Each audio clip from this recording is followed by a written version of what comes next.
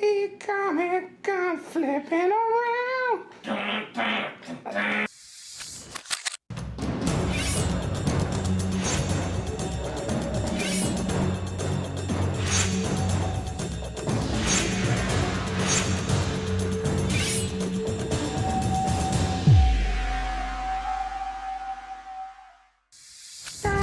gun flipping around. I'm taking my time, I kick a car.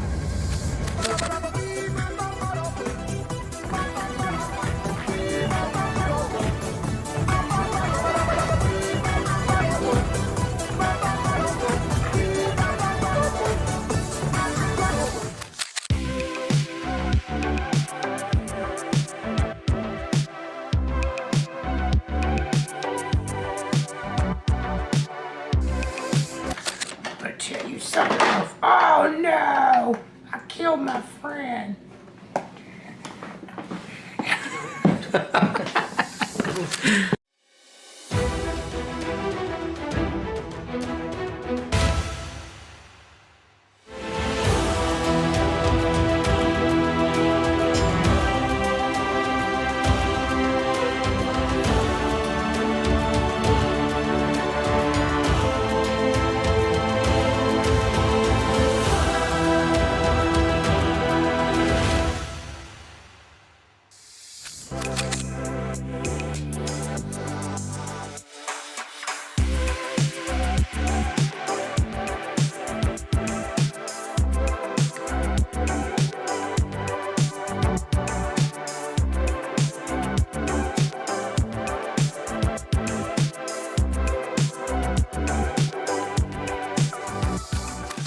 Looking for manga and anime collectibles?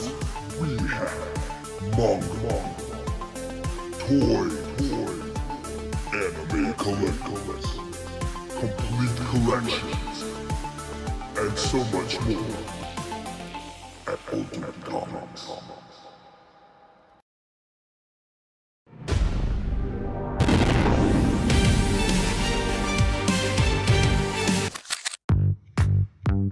Welcome to Ultimate Comics. We're the biggest shop in North Carolina, which makes us your pop culture destination. We have everything from Funko Pops to sideshow collectibles, hot toys, graphic novels and manga, a whole room dedicated to back issues filled with keys, and a giant wall filled with new comics. So come on down and see all your friends at your friendly neighborhood Ultimate Comics. Flipping around.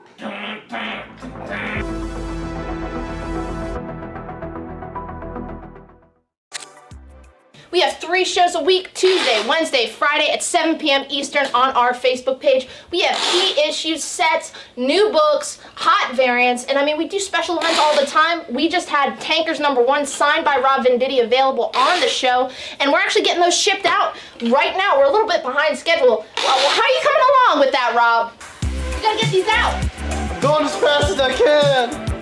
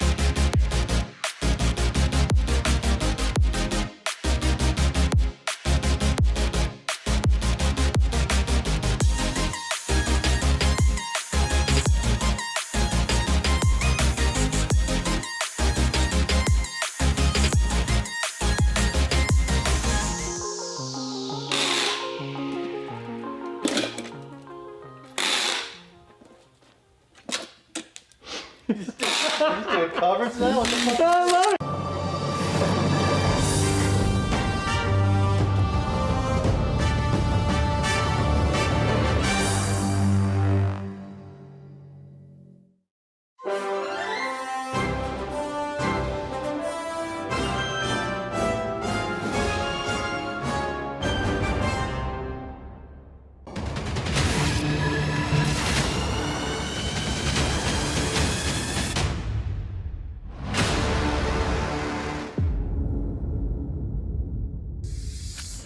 Hey kids, want to hear about the best comic book show on YouTube? It's What to Pick Up This Week! Starring Harrison and Sienna from Ultimate Comics. Find out what books to grab each week, from the best stories to the hottest covers, and never be alone again!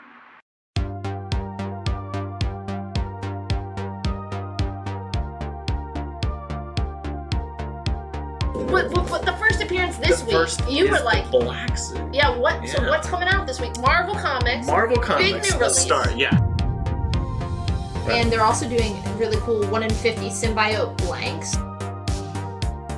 Flipping through it, and the art looks phenomenal. Everyone's gonna be after this. I'm sure it's gonna be double, triple ratio. So nice. Yeah, that's him writing it. He had the obviously really long-running Flash Rebirth series. James Herring does the Ultra Mega cover, and Tilly Walden and Charlie Adler both do Walking Dead covers. It captures everything that I love about Superman, like that wish fulfillment, that hopefulness. It's fantastic.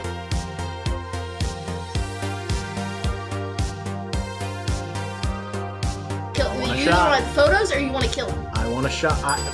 Some people love that. Little Francis Hugh does a 1 in 25, and Pepe Larraz does that little sweet 1 in 50. So a lot of really You have options. Number 1.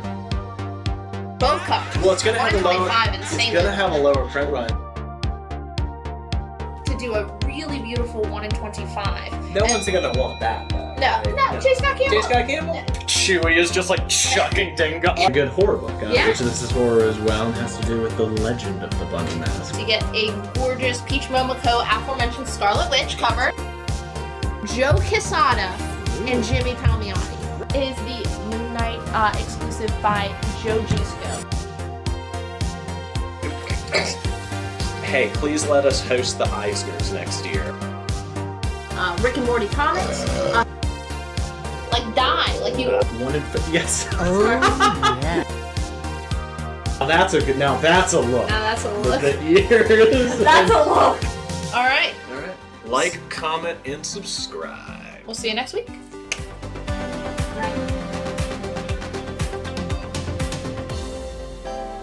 Just got. Mamo? Mamo? Mamo. Mamo? Mamo. Mamo? Mamo. Mamo?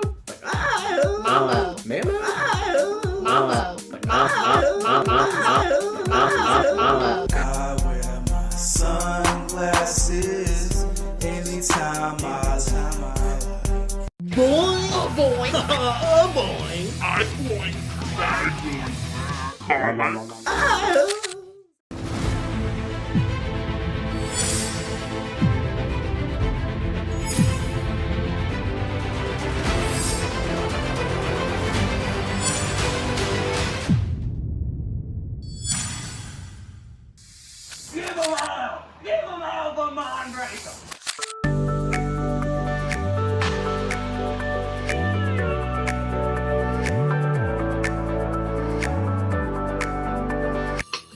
Berserker, Boom Studios.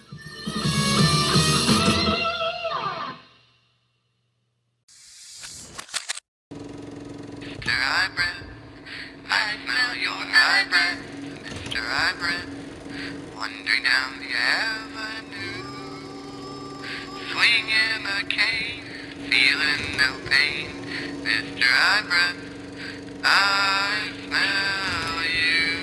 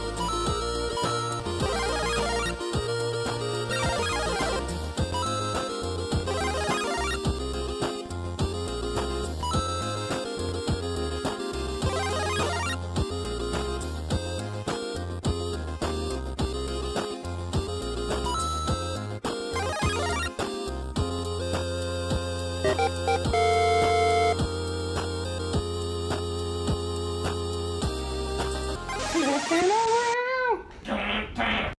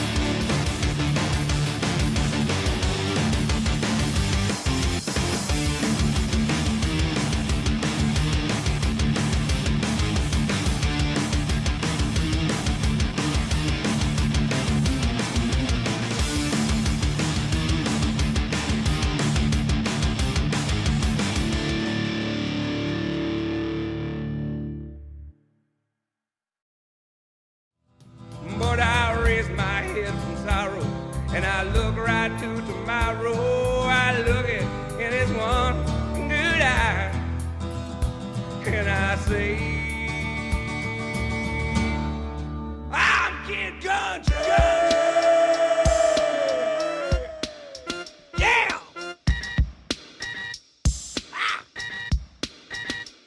We're live. We're live? How live are we, Dan? We made it completely 100%.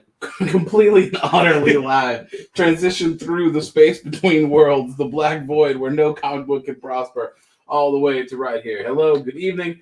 I'm Victor Lewis. Dan's fixing prizes. This is the Ultimate Comics Live Show. Why don't we just start with this? Yeah. Since we've already touched it.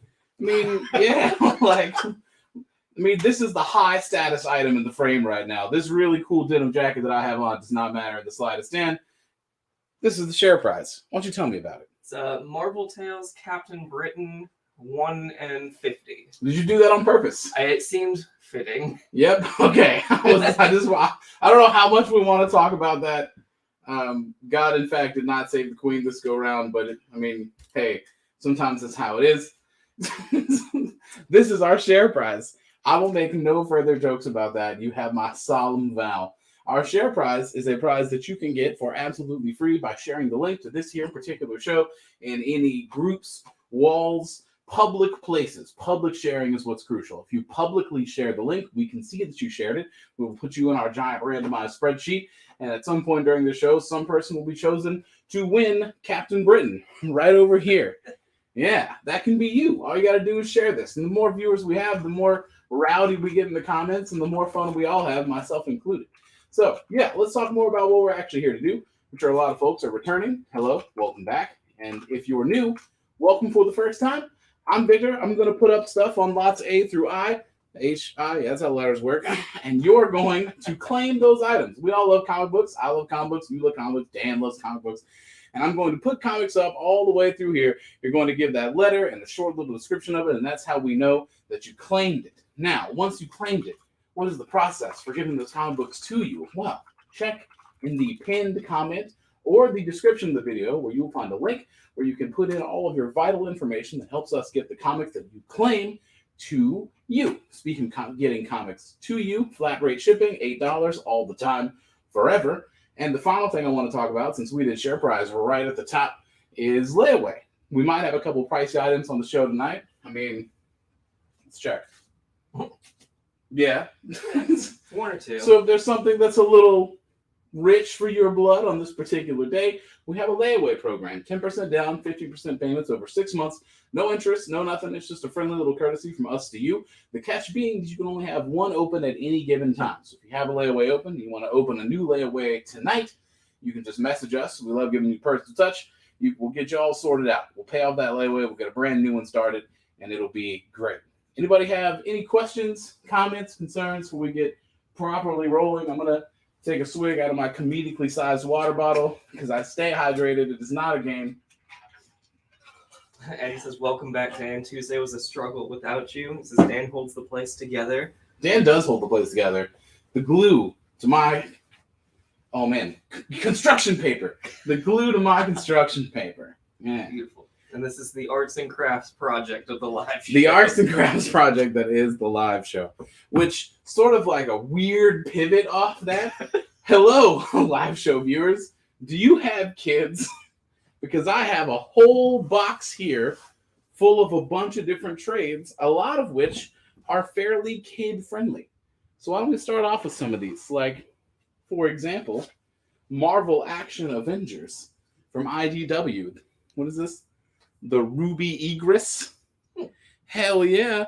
These are specifically designed for middle grade readers. Fun IDW Marvel flavored comics specifically for middle grade readers. This trade paperback is $5. We're starting off real affordable and all access here on the live show this evening. Special delivery. Ooh, nice. Love me some special deliveries. Skewing just a tiny bit younger, no less notable, My Little Pony, specifically a Holiday Memories, also IDW, little trade paperback, graphic novel. You know someone that needs a birthday gift? If you are a brony, I accept you, and you can have this for $6. Again, same vein, targeted at younger readers, Star Wars Adventures Driving Force.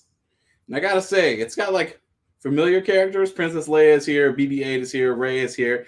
That multicolored hairstyle of that supporting character on the back looks real tight. That's pretty rad. That's a hairstyle I'm trying to see in real life. Also $5.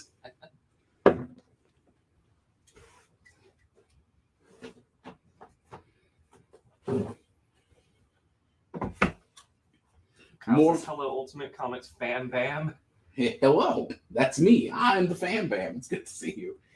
Got this Captain Marvel, also under the Marvel Action imprint, featuring some Unstoppable Wasp as well. Again, still targeted for younger readers. Great for kids. I mean, I don't know about you guys. My mom trained me to have a gift closet. Do you have a gift closet? That's probably like a Southern convention, if I had to guess. Having a place in your home where you keep miscellaneous presents that you don't know you need yet, but you know you'll need someday. My gift closet is currently full of stuff for my nieces and nephews because, hey, hot tip, I don't actually know when their birthdays are. I just go, and I'm always strapped with gifts. Derek Van Rokel is picking up the Avengers on A. I have more than one copy of that. Sweet. Trying to stock everybody's gift closet tonight. They're a little short. They don't entirely fill out the board, do they? I hope you can still see the tops. Can you? Yeah. We've got plenty of other books too. We just got some trades that didn't make it up on Tuesday. Yeah, come on, dude. It's a 3-hour show. I've got so much stuff. There's no way it's going to be just this for 3 hours. That would be insane. More young readers. This time focused on Captain America. Definitely the thickest of the books I've seen so far. Vault of Heroes. This sounds pretty rad. I haven't actually cracked these yet. Let me look at the artwork. I do like some clean lines. Put that Captain America down here on G. Is that all you have? No, of course not. There will be so much more. Star Wars Adventures. This one's called Endangered, featuring Rosie, it looks like. Yeah, I think that's the collection of her first appearance in comics. Ooh, nice. Very much an ensemble. You know it's real when you got silhouettes with lightsabers. Yeah. Heroes of the Galaxy. Another $5 younger reader collection. And you know, I feel like this is the easiest slam dunk for kids of a certain age. We got Reunion Road, the Frozen comic book. Let's go, baby. If Cars can have this enduring popularity, Frozen is going to continue to be a huge deal for way longer than I think any of us are prepared for. Oh, for sure, man. And that Cap Vault of Heroes was down there. I also have an Iron Man one. I'm kind of glad that I was on school leave when Frozen came out, working at the theater. Oh, man. That would have been a lot. Yeah, I kind of lucked out on that. You really did. It looks like these are kind of like greatest hits almost. That's pretty fascinating. I'm gonna let it hang for a second. I mean, not too long, obviously. Either you got kids to take care of or you don't. That's how it be. Yeah, I mean, school's starting up this week too. Yeah. I mean, also you could buy these and give them to teachers. That's the kind of shit I would do. Yeah, I mean, honestly, that might be something I talked to Sienna about after. Ooh, big brain mode. Because my wife works at a school, like first graders. Oh yeah, perfect. It's got pictures and words, all the things you need to educate children. Yeah. Moving out of the kids' books, here's a Dark Horse trade paperback of Stranger Things media tie-ins, specifically called The Other Side. Some nice artwork on this. Oh, I almost forgot where the Post-it notes go. $12. I'm pretty sure that adapts some of season 1 for Stranger Things. We had some people ask for Stranger Things comics. I hope it fleshes some stuff out. Here's a bunch of short stories specifically spinning off of the rise of the Teenage Mutant Ninja Turtles. More IDW. They really have a lock on the kids' comics. But man, I actually like Rise of the Teenage Mutant Ninja Turtles as a show. Ren is way more into TMNT than I am. And as a result, she watches every single TMNT thing that exists. Rise was way better than I was prepared for it to be. I mean, it's just, that animation style is so fun, too. Yeah, dude, it was really fun. Ooh.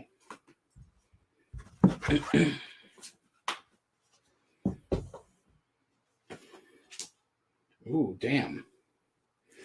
7-time Eisner Award nominated writer Stephen T. Siegel, along with Eisner Award winning artist Teddy Kirstensen, with Genius. What does it mean to be a genius? Einstein was one.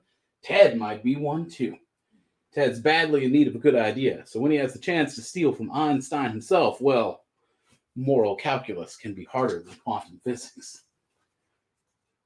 I just wanted to read it because the cover kicks ass.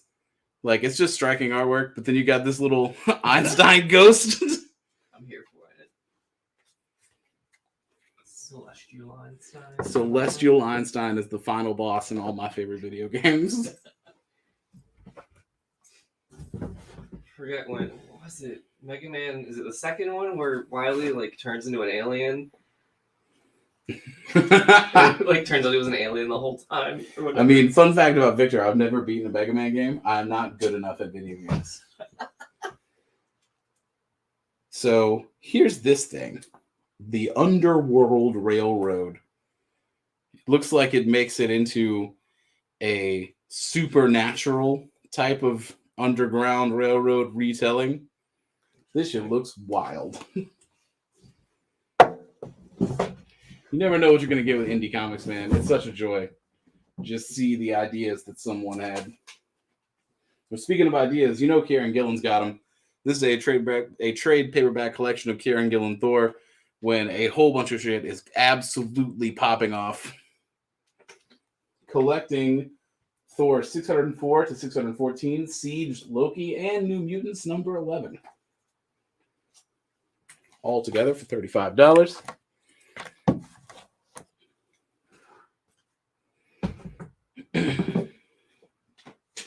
This is out of print. The End League, Volume 1, Ballad of Big Nothing.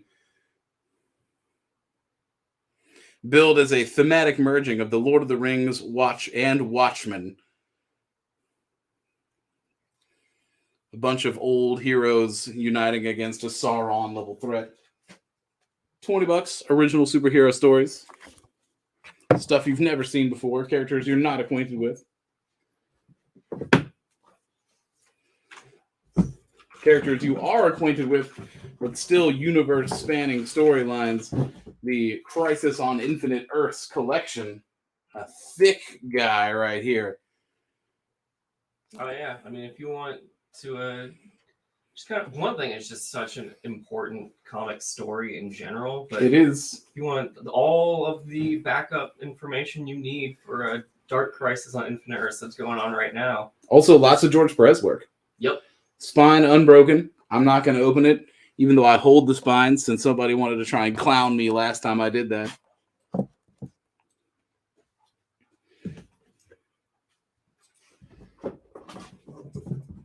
And going down on H is a giant Marvel Essentials, the first volume of the Essentials Defenders, another absolute brick, and another bedrock piece of comic books that's nice to read if you want to understand some stuff.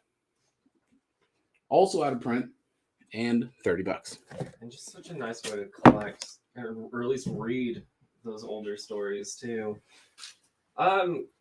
We've had Star Wars #1 before. That's something that we have a lot of times around our Star Wars specials for sure. But it would definitely be a preview book. So definitely, I mean, check out our preview post. It'll pop up, I'm sure, at some point. It would definitely be a preview book. Oh, yeah. And then Superior Spider-Man is definitely another set that we're always looking at completing too, which would also, I'm sure, be a preview post. Yeah, do the people love Superior now? Has it been thoroughly rehabilitated? Yeah, like I remember everyone I talked to like years ago was like, I hate it, and now everyone that I've heard mention it recently is like, it's my favorite, or like my second favorite. Oh, come on. Liars. Liars all. I'm going to replace the... Well, actually, no. I'm going to go ahead and put down the Leonardo one-issue micro series, which is the second appearance of Shredder, in very fine condition, for $20 down here on I. Start swapping out things all the way. I'll let Stranger Things sit, and I'll take the turtles down.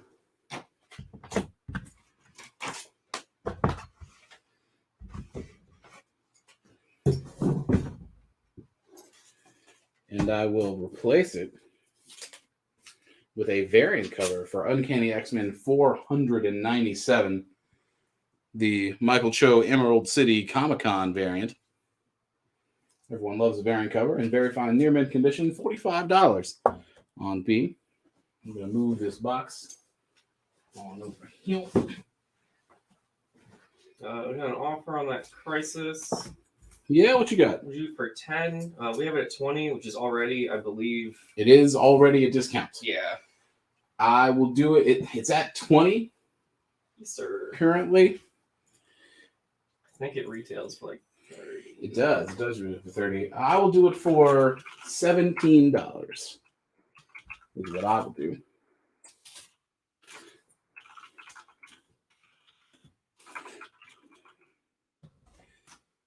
A genius over here for a... Is this embossed? It is embossed. Hell yeah. An embossed gold cover of Mighty Morphin Power Rangers #3. It's the Reuben 1 in 100. There is a little tiny bend on the right corner, but it's in good, very good condition. It's a sweet comic. It's $30. It does go through probably about most of that book, though. So if you want us to show it up close, let us know. Here, I'll go ahead and preliminarily. That's probably more or less in frame, right? Yeah, that works. That could be nice. Because everything else on that book looks really good. It's just that corner. Eric's counting your 17 at 15. Yeah, sure. Fine.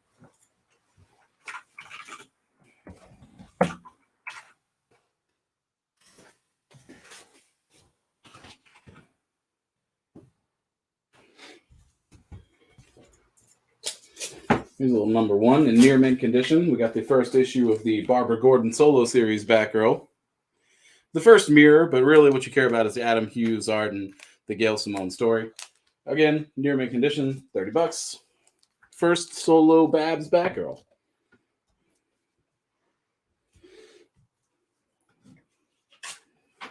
A classic art homage variant on Immortal Hulk 50. This is a 1 in 100 ratio, too. Near mint condition, $80 for the Kirby 1 in 100.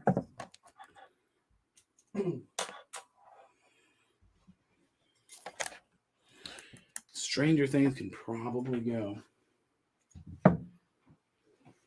Stranger things have happened.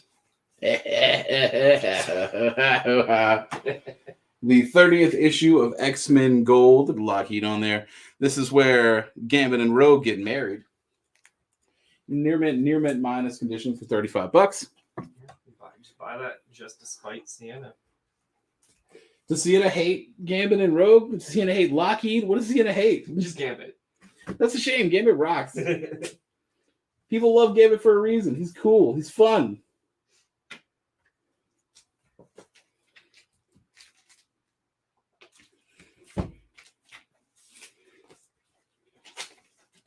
Shadecraft from Image has actually been optioned by Netflix.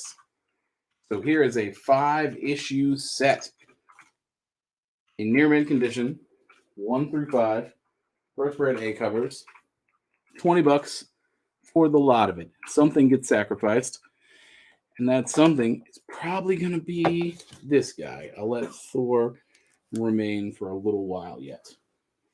Would you do Batgirl on D for 23? You have it at 30 for George.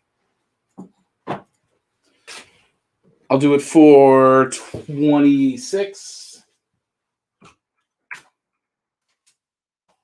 All right.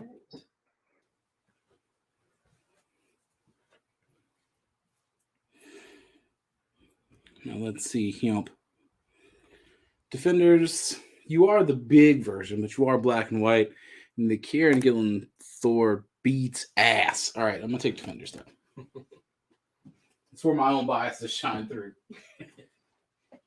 Defenders are cool, but there's a whole lot of Asgard over there. Yeah, dude. See that host privilege. Right up. Got a little bit of Star Wars, the Star Wars issue 2 action figure variant featuring Han Solo, lovable robe, etc., etc. Near mint condition, $25. Down here on H. If there's no love for Thor, sometimes it is what it is.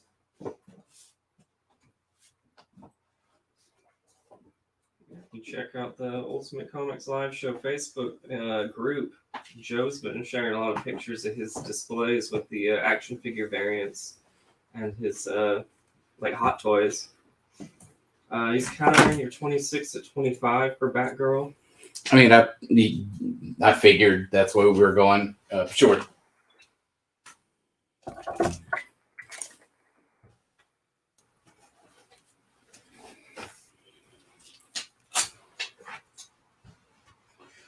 Uncanny X Babies. I mean, it's Uncanny X-Men 461, but it's a variant cover where they're all babies. And I guess you make things babies by just making them smaller forcibly, like chibi proportions.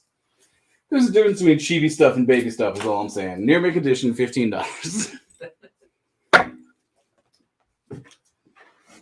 But I guess we do live in an era with the modern master of babies, aka Scotty Young. Yeah. He's very hard to compete with. If anyone knows what babies look like, it's Scotty.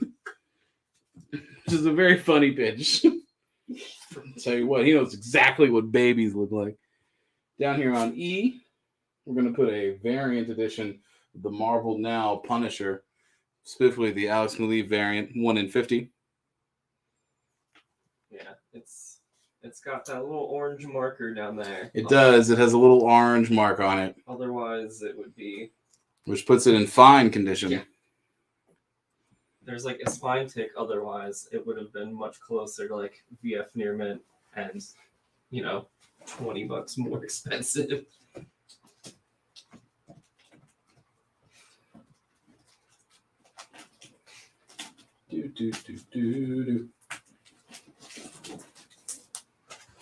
Sure. I know we don't have any extra copies of the Dark Crisis new this week, the 1 in 100. Message us. I can check about the 1 in 50. I don't think I checked the stores for that one this week. Take down our Megazord friend. Sweet as that Golden Boss cover is. Oh, yeah, that Dragon Zord. Yeah. We'll put down a Marvel Comics What If 35. What if Elektra had lived? I mean, somewhat of a weird question, right? Especially when comic characters keep coming back. I mean, she did live. She's still here. Yeah. But in this particular timeline, what if she didn't die the first time? Very fine near mint condition, $5 for this What If. If I ran Marvel Comics, What If is a line I would never stop publishing. I would always be publishing a What If. All the time. I love What If. You and a lot of other people. What If rules, dude. That was always the thing. Anytime I went to any of the sales, like that's what it was. Dominoes. Damn. Got my ass.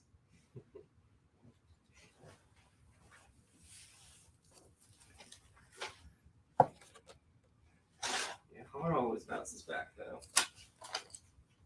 It's like his whole job. Yeah. Just keep smuggling. Keep flying. You're on lot B. Let's see. What do we want to have on lot B? Josh will take C while you're contemplating that. Well, that's good.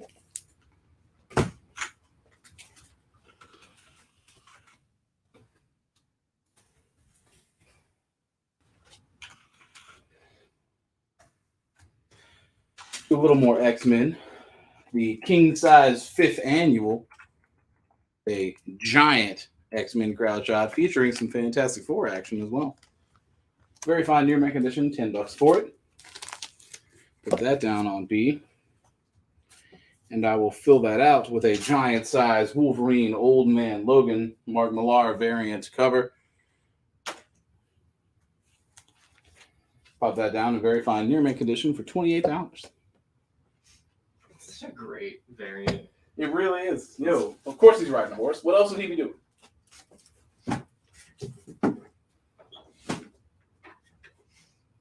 That's that conclusion to the original Mark Millar Old Man Logan story.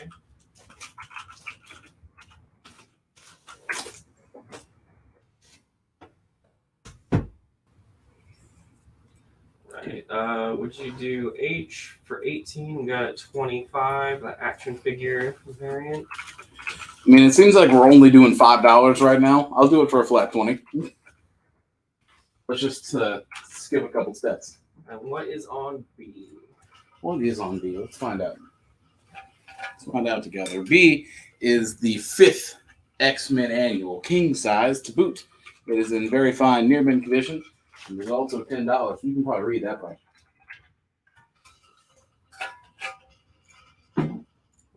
Joe says 20 works for H. Cool, cool.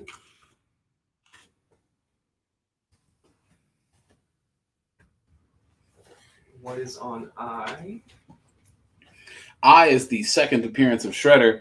It is the Leonardo Micro Series one-shot. A little bit of Teenage Mutant Ninja Turtles action. It's in very fine condition. And what is on F? Let's find out what's on F. F is a 5-issue set of Shadecraft from Image Comics, 1 through 5. Shadecraft is a comic book that has been licensed for show production by Netflix, or optioned, I should say. All 5 are in near mint condition. The whole series, the whole story. Anyway, Han was not the only action figure. Darth Vader #1 is the first appearance of Black Kirsten and the first cameo appearance of Dr. Silo. However, this is an action figure variant of that, which is really what we're here for. Near mint, $35 for Darth Vader action figure variant of Darth Vader #1.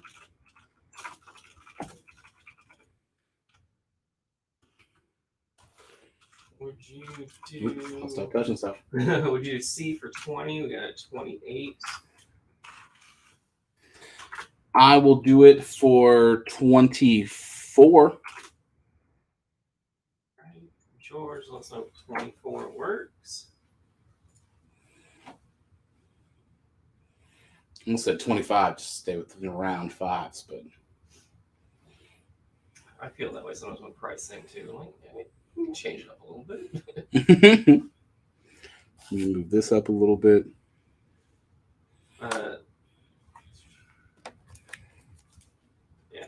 So for Shadowcrafts, Shadecraft. Sorry, I can't even. I have it right in front of me. And I can't read it. You're right. Shadecraft. Zadie's afraid of her own shadow. She's a teenager, so she really should have outgrown it by now, right?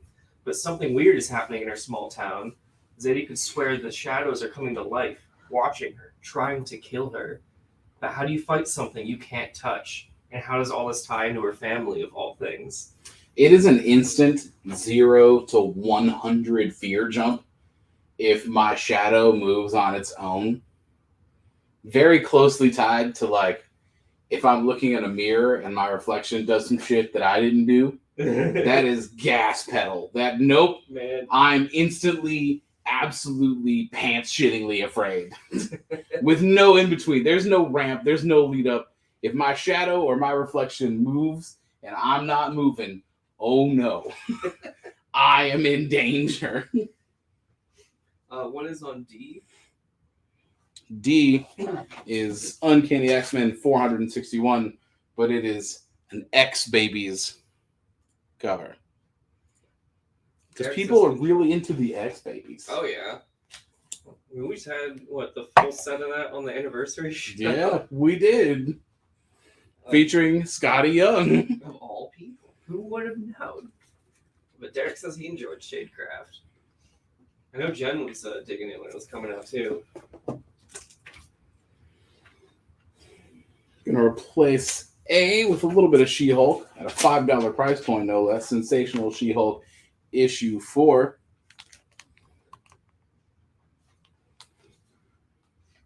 I've been watching the show. Is the show good? Have you been watching it, Dan? I have not started it yet. I need to.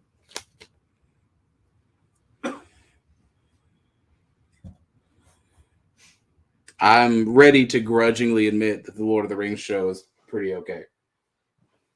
I haven't started that either. I saw a lot of complaints about the first two. You know what? I understand it. It's a very like Marvel movie, Lord of the Rings. It's flattened. It's action, but also you see Galadriel absolutely piece up a snow troll within the first like 15 minutes, and that owns. It's very cool. Lots of cool stuff happens, and I like cool stuff. So as long as Rings of Power shows me something cool every episode, I will continue to watch. For Very Fun Near Mint, you're kind of looking at like a 9.0. Eddie's picking up She-Hulk on A. Cool.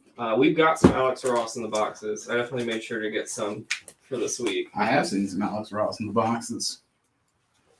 And then Mario is picking up B. All right. You mentioned what I was again. Let me get a second. I is the Leonardo Micro Series one shot from Teenage Mutant Ninja Turtles. It is the second appearance of Shredder.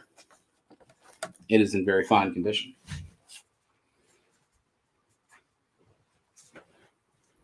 Would you do it for 10? You have it at 20. I will do it for $17.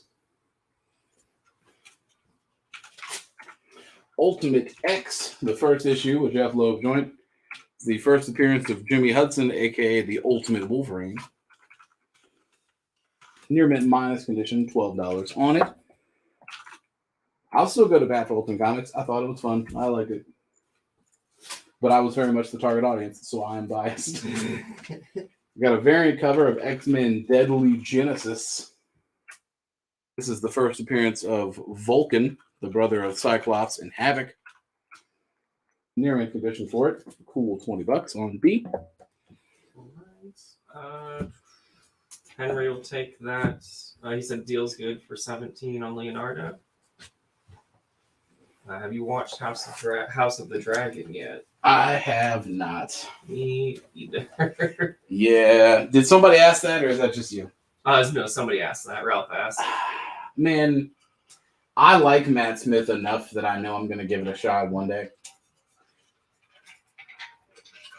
But like a lot of people, it's really hard to muster the strength to go out to coffee with your ex. You know? And Game of Thrones really forced us to break up. I feel like it was entirely their fault. And they never said sorry. They just came back and asked me for money. I feel like that's not fair to me. I feel like I deserve more. The Amazing Spider-Man issue 106. Classic. Revealed the face of Peter Parker. Oh man, fighting the trouble now. How the Duke boy is going to get out of this one. It's in good, very good condition, and it's $30. I've got some space down there. Eye is also open, so why not? Yeah, I should do this instead of that. Put down the Strange Tales, Doctor Strange and Nick Fury, Agent of S.H.I.E.L.D. 168. This is the final issue before it just becomes good old Doctor Strange and Nick Fury fucks off to go do whatever Nick Fury does. In very good condition, it is $20. A is not an Alex Ross cover. It is not. I'm not sure why there's no American Psycho comics. What? You got a sequel movie with Mila Kunis. What else do you want? A famously amazing sequel that everyone loves and no one has anything bad to say about. I'm sure if someone picked up the licensing, it's something they could do. But I don't know. I don't know. Like, it works as a book in a very special way. The movie adaptation of American Psycho is fairly unique. I don't know, man. Would I read an American Psycho comic? Probably. Especially if the art was weird. Like, if it was drawn in like a standard comic book style, I probably wouldn't be that interested. But if it was really weird, like Sandman, psychedelic, really reflecting the instability of your narrator, I could be into that shit. Mm-hmm.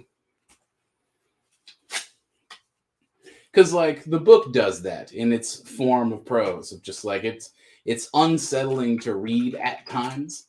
And if I had a comic of that, I would want it to be unsettling to look at. Actually, not Sandman, Department of Truth. It needs to look like Department of That Truth. would be good. I was like, Department of Truth would be a really good one, or even Ed Piskor would be, I think, pretty interesting to have on that, too. Absolutely.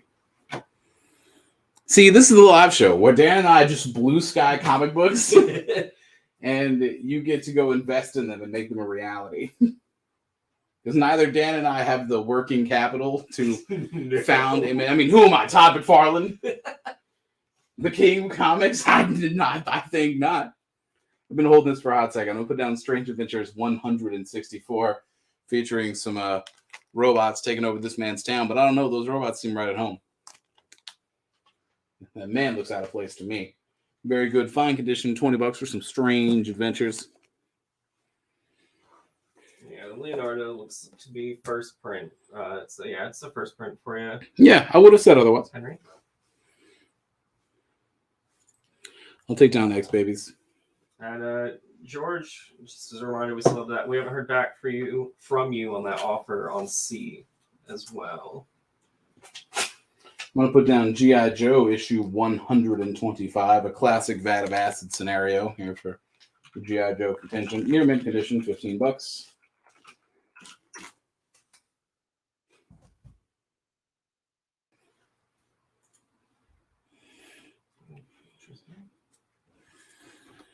I do think Shadecraft is cool enough to stay up there for a while yet. Yeah, and again, it's the complete story, series. And it got picked up. Be ahead of the curve. Be cooler than all your friends. Read Shadecraft.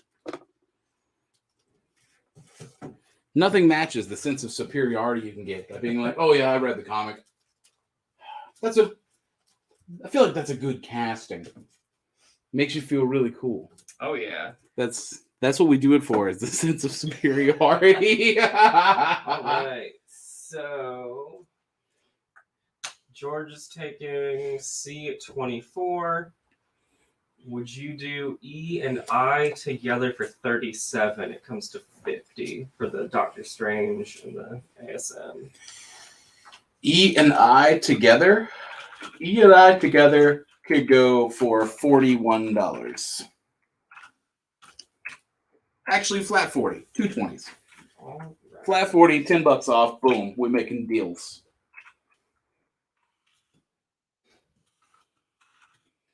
Now, I have another copy of the Giant Size Wolverine Old Man Logan variant. This one is in fine plus condition. It's at a $20 price point. A little bit lower. Yeah. It's not quite as high graded a copy. Alan says deal for E and I.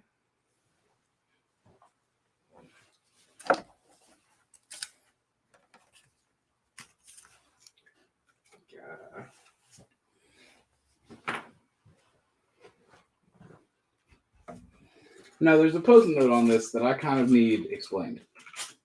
So from Charlton Comics, Space Adventures presents UFO issue 60. Who are they? What do they want? Why are they here? No one knows. But this post-it note says the first appearance of Paul Mann.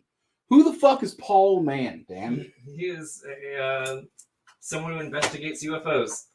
That's all the information they gave me. Okay. Well, hey, this is the first appearance of Paul Mann, you guys. He investigates UFOs. He's going to find out why they're here, what they're doing, and the other questions that are printed on the cover of that comic that I'm not going to go all the way back to. What is on B? Excuse me, had to yawn for a second. It's late night in Old Comics warehouse. We exist in a time bubble. It's actually 3 a.m. for me and Dan. That's right. Marvel variant edition of X-Men Deadly Genesis. This is the first appearance of Vulcan, the brother of Cyclops and Havoc. And it's a Joe Quesada cover. There you go. That's those details I'm looking for, Dan. Yeah, that's something I could have provided you with and failed to. Nah, when we do it live, it establishes rapport. This is true. Action Comics issue 405. Oh, I've seen this cover before. It's when the president is in like a bunker vault thing, and there's an intercom being like, "Oh my God, Superman, you're fucked!" And that shit is very funny.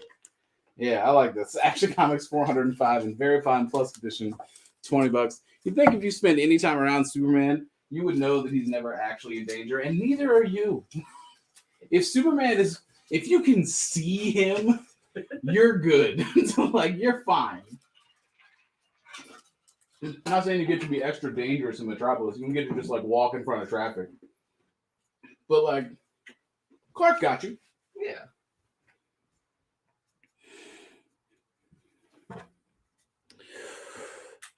All right. It's these two. It's a little unfortunate, but it is those two. I am going to replace, not on the same lot, just for clarity's sake, the first issue of Old Man Logan, a 1 in 25 variant, no less. Oh, it's the same. It's another 1 in 25 variant. It's the giant sized whatchamacallit? Yeah, giant sized Wolverine Old Man Logan. So it's still the same as that horse variant that was up, just a different. Yeah, it's a different color. Yeah, you got it. I can't make words. You got it. That's why you're up there. The team, Dan, the team. Yeah. Teenage Mutant Ninja Turtles special from January 1993. When I've sorted through Ninja Turtles, the Maltese Turtle is consistently my least favorite cover. It's just, talk about things that the American Psycho comic can be done in this art style. Is also what I can look at. Things that make me a little uncomfortable. Something like, sorry, you just made me think of The Mask. If you did it in the style of The Mask, I think that would be good. It would be somewhat of a fresh take, right? You can make it a little goofy, but also simultaneously a lot more gross. Yep. And it's already plenty gross. God, the book is horrific. All right. Shaycraft, someone's going to love you. I promise. One day, your prince will come. I'm going to take the first appearance of Vulcan off the board. Take that completely off the board. Would you do it together with A for 30? That frees me up 2 slots. Sure, let's go. Let's do it.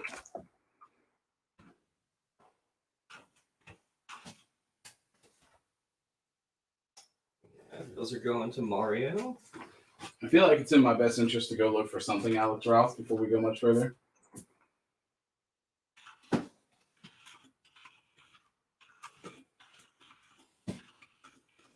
good thing about Alex is his art is so distinctive. Oh, for sure. It's easy to find.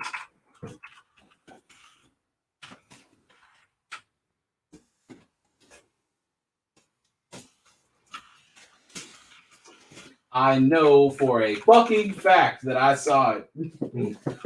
I know I did. I saw it with my eyeballs. Come on, dude. It was here. It was right here. It was right here. Am I just dumb? Am I too dumb to do this? Maybe. I mean, I found a lot of other stuff that I want to put up, which that's cool, but not Alex Ross. So, in the meantime, why don't I put up Nick Fury, Agent of S.H.I.E.L.D. and Doctor Strange, Strange Tales 153. You love UFOs? Baby, I got them. I got UFOs. I got little reptilian hands. I got Nick Fury doing like a fireman's carry on some poor woman. Shirtless. That's the only way to fight aliens is shirtless. It's in very good condition. It's $15. Pop that on down. And for $75 in near mint minus condition, Dark Knight Triumphant, Book 2 from the Frank Miller joint that you know and love. The first mutant leader, you know, when he's a surgeon in the mud pit or whatever. It is an iconic cover as well. So yeah, we got some Frank Miller. Yeah, we got some Frank Miller, $75. I've seen Frank Miller in person. It was very cool. He had giant bodyguards. He was holding his hat like he was a detective walking through the blustery streets of Los Angeles. E is Space Adventures UFO presents UFOs number 60. The first appearance of Paul Mann. Yeah. Very fine minus condition. Jeremy says, in regards to the only way to fight aliens is shirtless, he says, or bears, according to comics. Yeah. Would you do Shadecraft, the complete set for 10? We have it at 20. Who sells sets? I sell sets. It is me. I'm the one who sells sets. Yes, I will do that.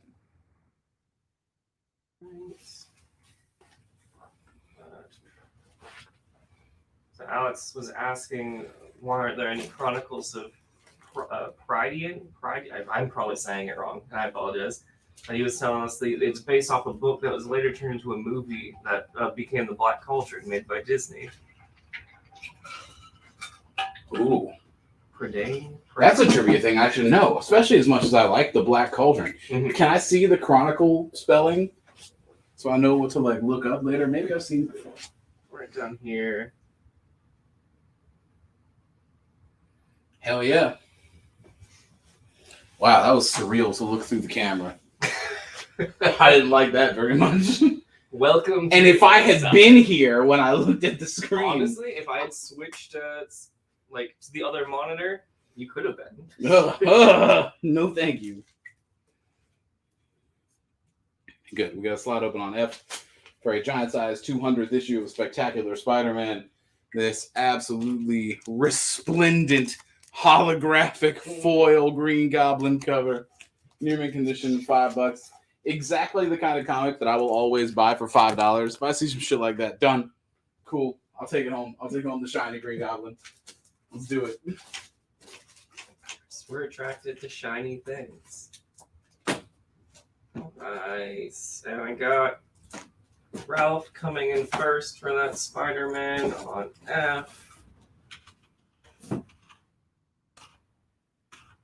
Is that the shiny one I just put down? It is. Rad.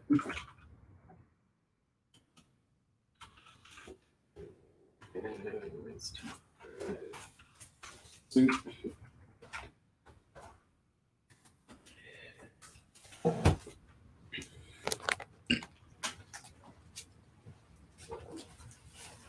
Would you do Space Adventures for 20? We got it 25 for John. First appearance of Paul Mann? Shoot, we getting a deal. Wait till that spikes. Wait till he shows up. Wait till the stories of Paul Mann get optioned on Quibi. What's gonna happen is they've already optioned Department of Truth, and they're just gonna have him show up in Department of Truth, and it'll be this like obscure random book. Boom. See, pitching ideas. Welcome to the Ultimate Comics Live. If Paul Mann is important enough to get his own listing when we go to like Key Collector, and that's all it says is investigator of UFOs. That's exactly the Grant Morrison type of shit I would do. Just like, yeah, I just threw in Paul Mann for the fans. Yeah, this is a very Grant Morrison or like a Tom King sort of thing to do for sure.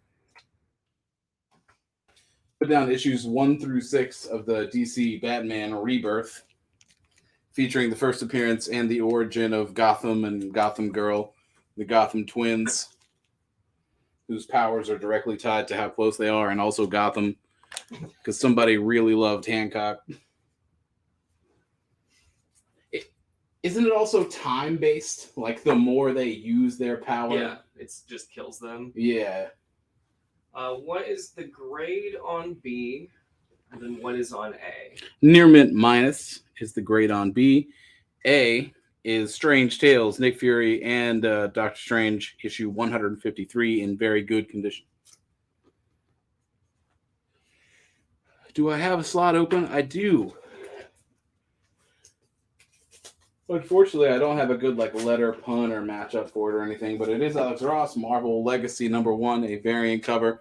Within this comic, it's the first appearance of the Avengers of 1 million BC, first appearance of Grab, the Aspirant, and the Fallen, the introduction of Planet Best and the Intergalactic Empire of Wakanda, and it is, as I said, an Alex Ross variant cover and a 1 in 100 to boot, putting it at ratio price $100. Very fine, near mint condition. On F. All right. And Jennifer is picking up that Batman set on E. Nice. I appreciate it. I was about to be like, do I have to give my pitch? Do I have to start jumping into this? I finally caught up with the comment stuff. It's super fun, though. So good. Yeah, we're good. You get Batman riding a plane? Hell yeah. Literally leading the plane. Wolverine Origins #1, the Daniel Way Wolverine. This is a variant cover in very fine condition. Is $4. What is on B? B is the second volume of Frank Miller's Dark Knight Returns. Dark Knight Triumphant. First Mutants, first mutant leader. The iconic Dark Knight Returns Batman torn the fuck up cover. It is in near mint minus condition, and it is $75. That is what is on B.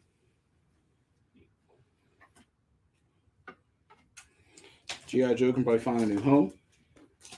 Ralph is picking up a Wolverine on E. Nice. 2 spots.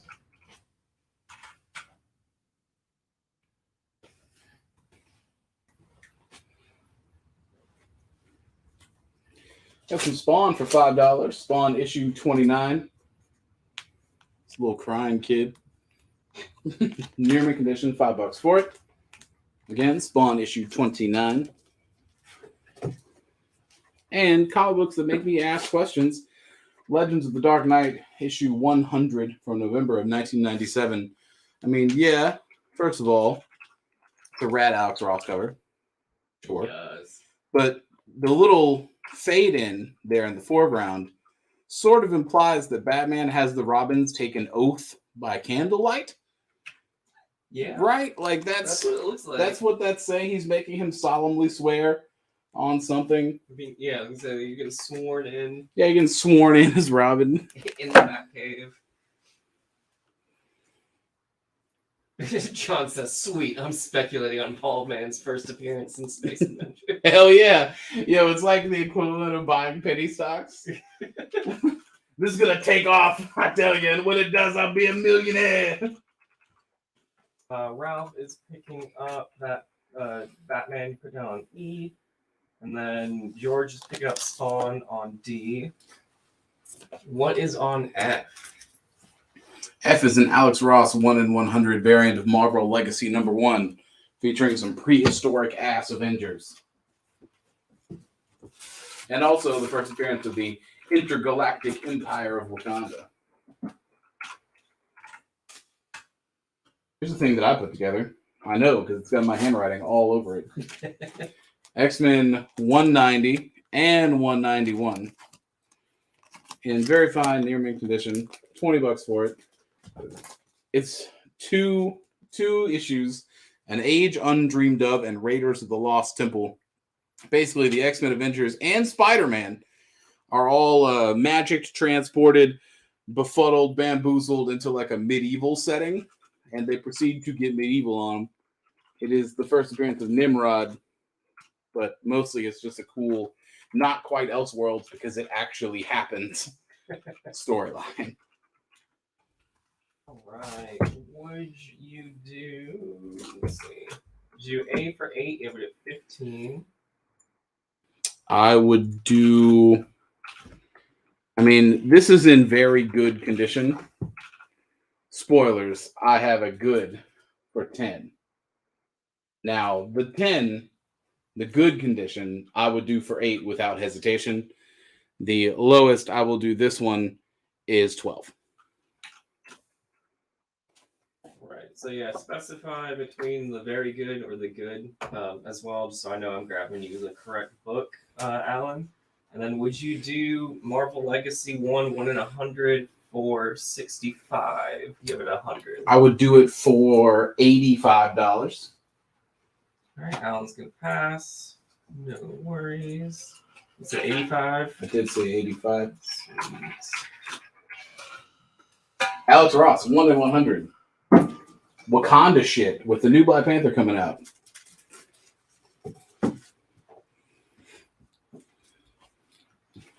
Well, that's how that goes. I'm probably going to just ditch Fury. He was on the chopping block anyway.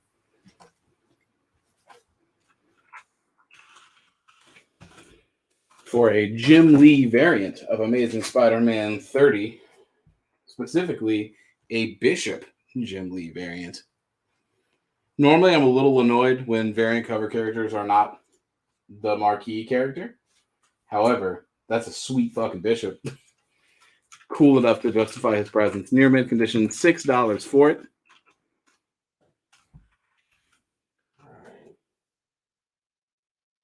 Alright. Smiley say you do 12 for that Strange Tales that was on A. Sure, done. What was the what's the issue number on that? Sorry, could not process 153. Ralph is countering your 85 at 70. I'm counting your 70 with 80. And on E, I will put Hulk issue 7, the Mary Jane variant. Getting Gray Hulk, Mary Jane, probably one of the more disturbing things I've seen today. And that ongoing joke of like female Hulk comics is just like, oh, you better buy my comic or I'm going to come to your house, bump you up. That's a crazy sales pitch that I know someone had at a meeting of just like, look, I want y'all to threaten the audience. All right. George is picking up that ASM on A. I have more than one of those. Do you have 3 total? I have 3 total. Sweet. George picked up 1, Mario's picking up 1, and then Jeremy's picking up the third. Exactly the number that I had. Perfect. What is on F? F is an Alex Ross 1 in 100 of Marvel Legacy #1, featuring the first appearance of the Avengers 1 million BC and also the first intergalactic empire of Wakanda. And Kyle Malataire is picking up that Hulk on E. Is that the one I just put down? Correct. I have 2 of those, not 3, 2. Which means the one on the board is the last one.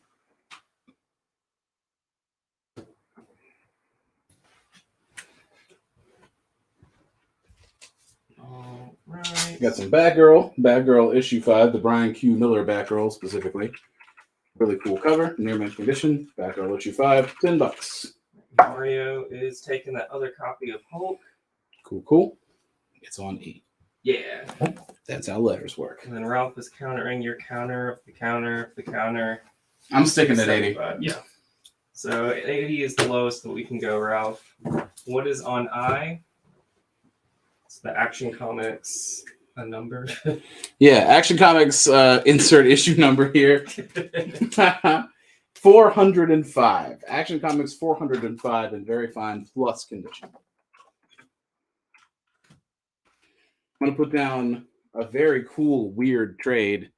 I'm going to put down Star Wars Tales of the Jedi, The Fall of the Sith Empire, an Anderson Carrasco joint. The Dark Horse Comics trade paperback featuring the Starbreaker ship and its plucky little crew. The shit beats ass. That's sick, yeah. It's very cool. Cutaway cover. Lots of dope, like sort of early-ish Dark Horse Star Wars. It's very good stuff. Old-timey Sith Empire, deep lore stories. $20 for this trade paperback. It is used, obviously. It's old as hell, dog. But it's also old as hell and out of print and will never be printed again. So, hey, if you want to read that story and not sail the high seas, I got you. No, Smiley, we had initially said 85 and we took it down to 80.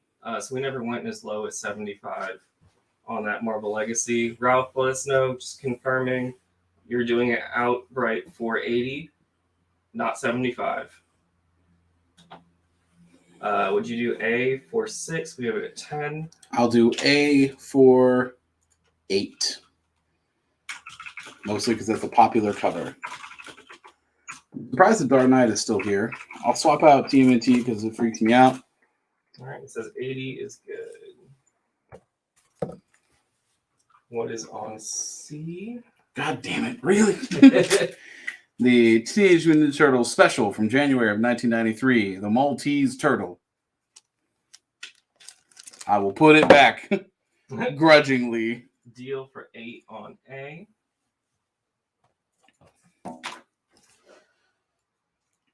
Now I got these slots open, so I guess I should go fill them. And I will fill the slots with the free comic book day, Star Wars, Clone Wars. First appearance of Savage Opress. Savage? How am I supposed to say that shit? I think you were right. Yes, Savage. Savage Opress, the brother of Darth Maul. But more importantly for me personally, this is the first comic book appearance of Aang and Team Avatar in standard comic book format. It's on the back. I'm not going to open it up because it's taped. But yeah, it's not just Savage Opress. It is also Aang and the Avatar crew. And that show is still coming. It is on the way. Make no mistakes. We're watching through Korra right now at home. Finally watching season 4 because I've seen the first 3 seasons multiple times. And You just never made it to the end. Yeah. Man, Korra is a great protagonist and a terrible avatar. You know, she's a wonderful hero, and she's very, very bad at being the avatar. Batgirl 47, a playing card variant cover. Batgirl, and who else but the Joker? Near mint condition for $5. Just a dope ass cover. Putting that down on A. Henry's picking up the TMNT on C. All right, all right. Would you do I for 13? You have it at 20 for Emilio. It's been up there for a while. Emilio can have it.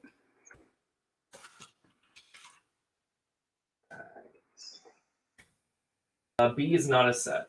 It's just that one issue. Just that one. I've got another TMNT because we're really UFO heavy tonight. Okay. So the Teenage Mutant Ninja Turtles Adventures, issue 12.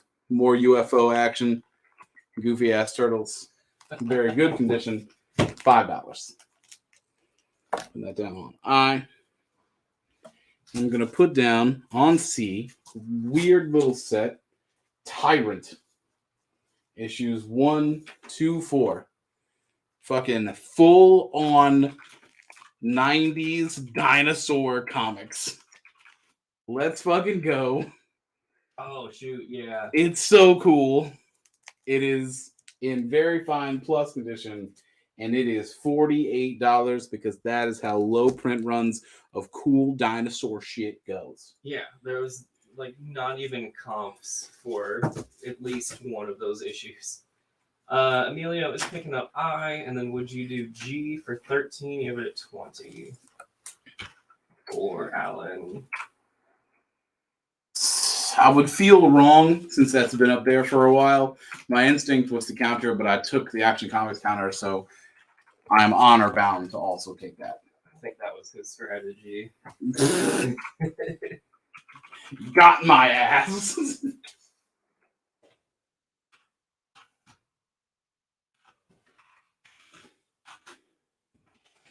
I got 2 slots open, and I need 3 slots. preferably sequential. So I'll tell you what, I'm just going to go ahead and put down this cosplay photo variant of Red Sonja number 5, a 1 in 10. Just going to hold it up, let it marinate. Near mint condition, $20 for it. On I. And I will fill out our remaining slot with Colossus, God's Country, a very American-looking Colossus graphic novel.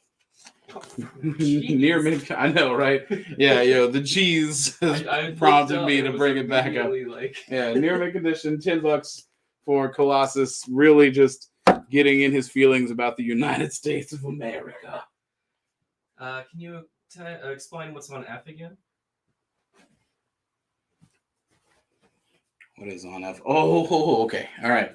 The Dark Horse free comic book day, Star Wars, The Clone Wars, and also Avatar: The Last Airbender, meaning that particular comic is the first appearance of Darth Maul's brother, Savage Opress, and also the first comic book appearance of Aang, The Last Airbender, and the rest of Team Avatar.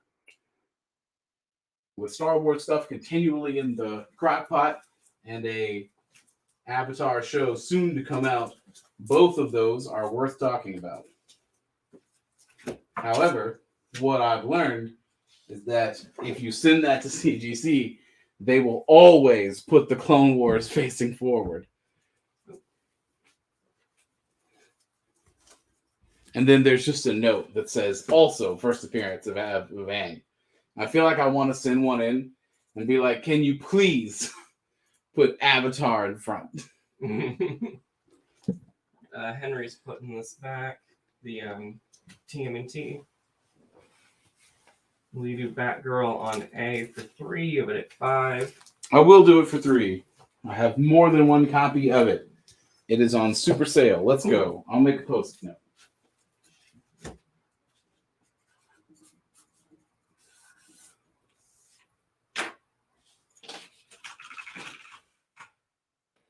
Bada bing. Bada 3. Bada 3.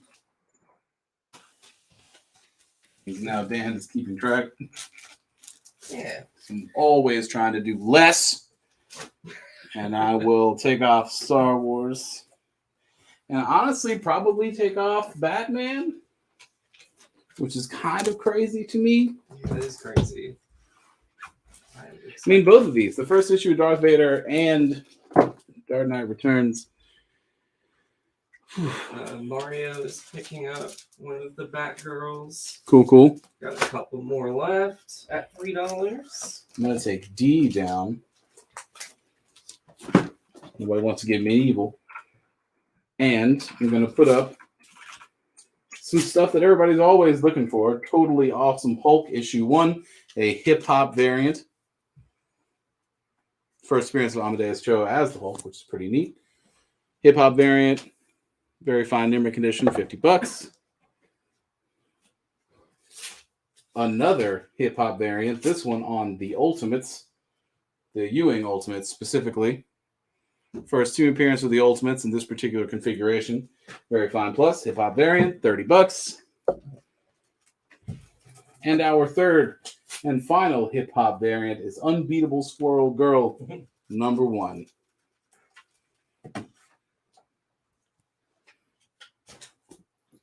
Our final hip-hop variant, very fine near mint condition, $20 on HH for hip-hop variant.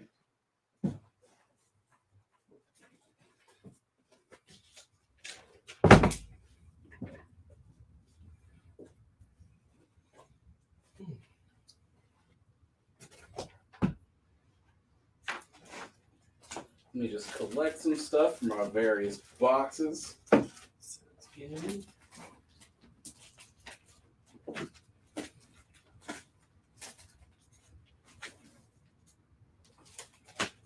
Weird.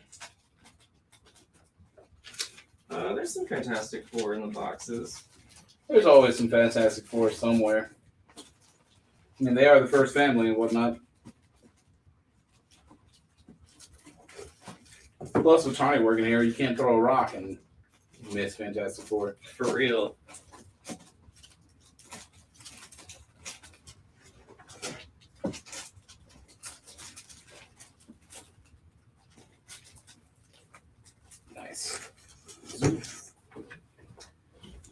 his absolute favorite. 3 hip hop variants and no immediate claims. That's fucking bananas, dude. Well, you just said that, and now I have an offer. Okay. Would you do B, D, and H? Is that all the hip hops? Yeah, it is. Yeah, for 85. Comes up to 100. For Emilio.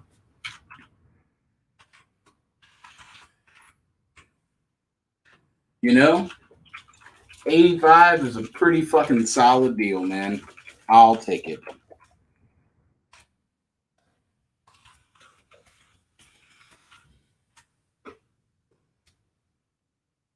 Yeah, there's some DC War comics in the boxes. You guys keep an eye out for some of those. Sure.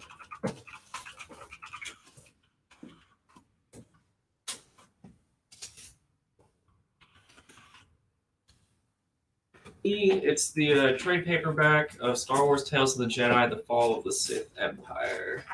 Yeah, it is. Dark Horse stuff from a long, long time ago that you will never see again.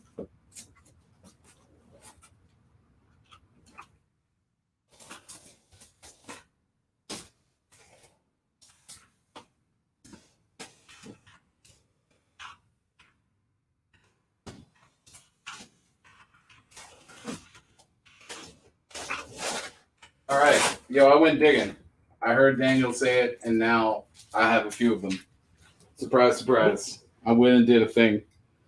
On B, it was the Dark Knight Returns. It was a near mint minus. It was for $75. Yeah. But now it's All American Men of War. Ooh, I can't find an issue number. That's tragic. 21. All American Men of War, issue 21. In good, fair condition. Obviously missing a little bit out of that top cover. Good, fair. That's why it's $15 for an old-timey ass comic. However, that's by far not the only one. Army of War, Sergeant Rock, another DC War comic. Issue 209. The battle's over, and I'm still alive. Famous last words, along with I'm retiring next week and can't wait to get home to my wife. Very good, fine condition.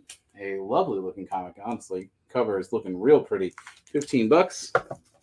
What is on I?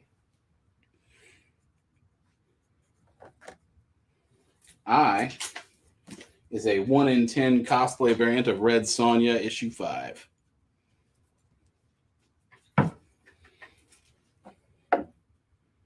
H is still open, so I'm going to put down the second issue of Weird War Tales.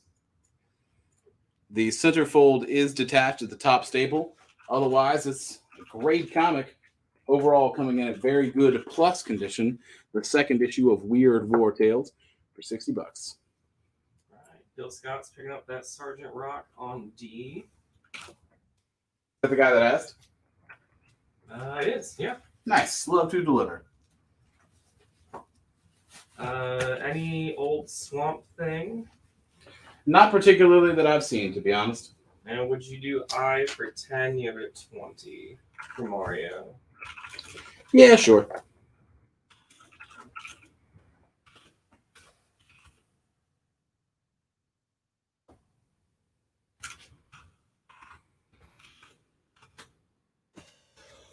A little tiny bit of Fantastic Four. Fantastic Four 157 Carnage at Castle Latveria. Very fine minus condition. $15 for it. Putting that down on D. I is an open slot. So why not a little bit of X-Men, specifically X-Men 244. First appearance of Jubilee in near mint minus condition, $60 on I. Bill Scott says thank you for fulfilling that request. The share price is Marvel Tales, Captain Britain #1, the reprinting of some of those classic issues, the 1 in 50 Virgin variant. If I had some Union Jack in the warehouse, I would have thrown that in. Would you do D for 10? You would at 15. Sure, only because I got other stuff I want to put up.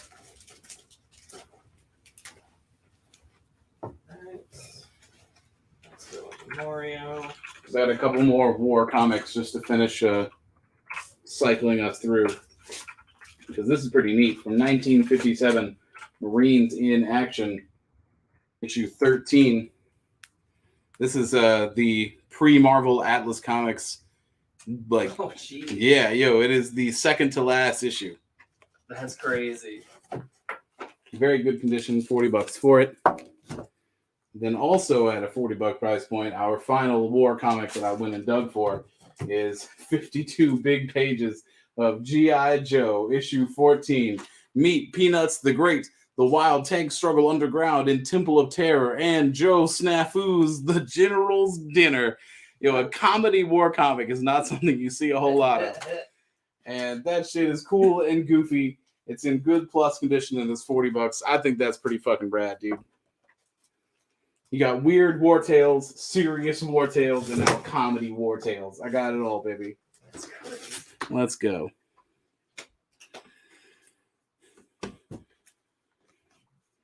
Take down America the Beautiful, starring Colossus.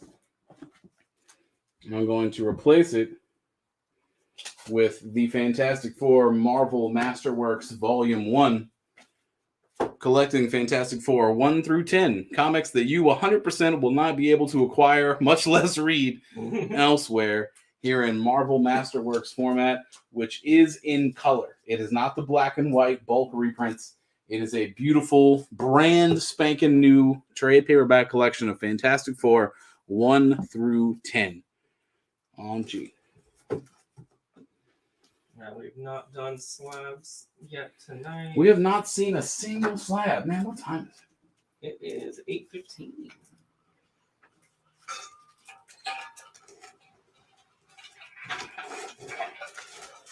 Feels like a long time to not put up a slab. I should put up a slab. What slabs do I have? Oh, those are both pretty cool. But I don't want to do like crazy slabs immediately. Hell yeah, this is what I'm going to do. Just a fun little slab. I'm going to replace Tyrant. Tyrant has been here for a hot minute. As cool as Tyrant is, man. Dude, I'm obsessed with this. It's rad. It's so rad. I'm definitely going to be looking that up later.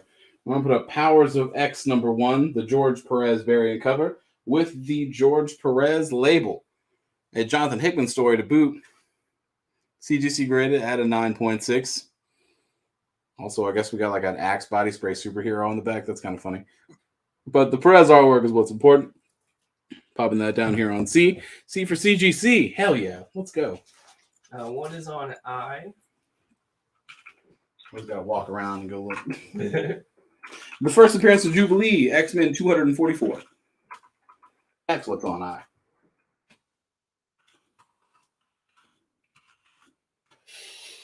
Would you do that Marines in Action on A for 25? Give it 40. I will do it for $32. Second to last issue. Hard to find. 32 is where I'm kind of living on that. Would you do C for 60? You have it at 80 for Ralph. I'll do it for $72.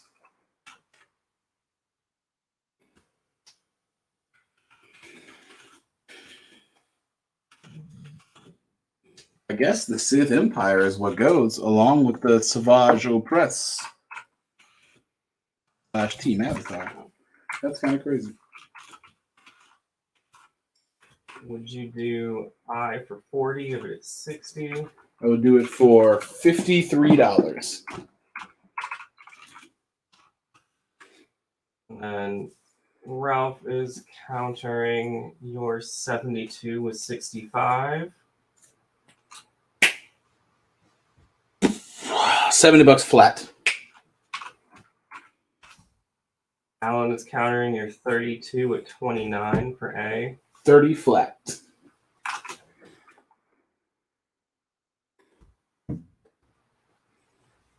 It's going to be like 31 and then decided not to.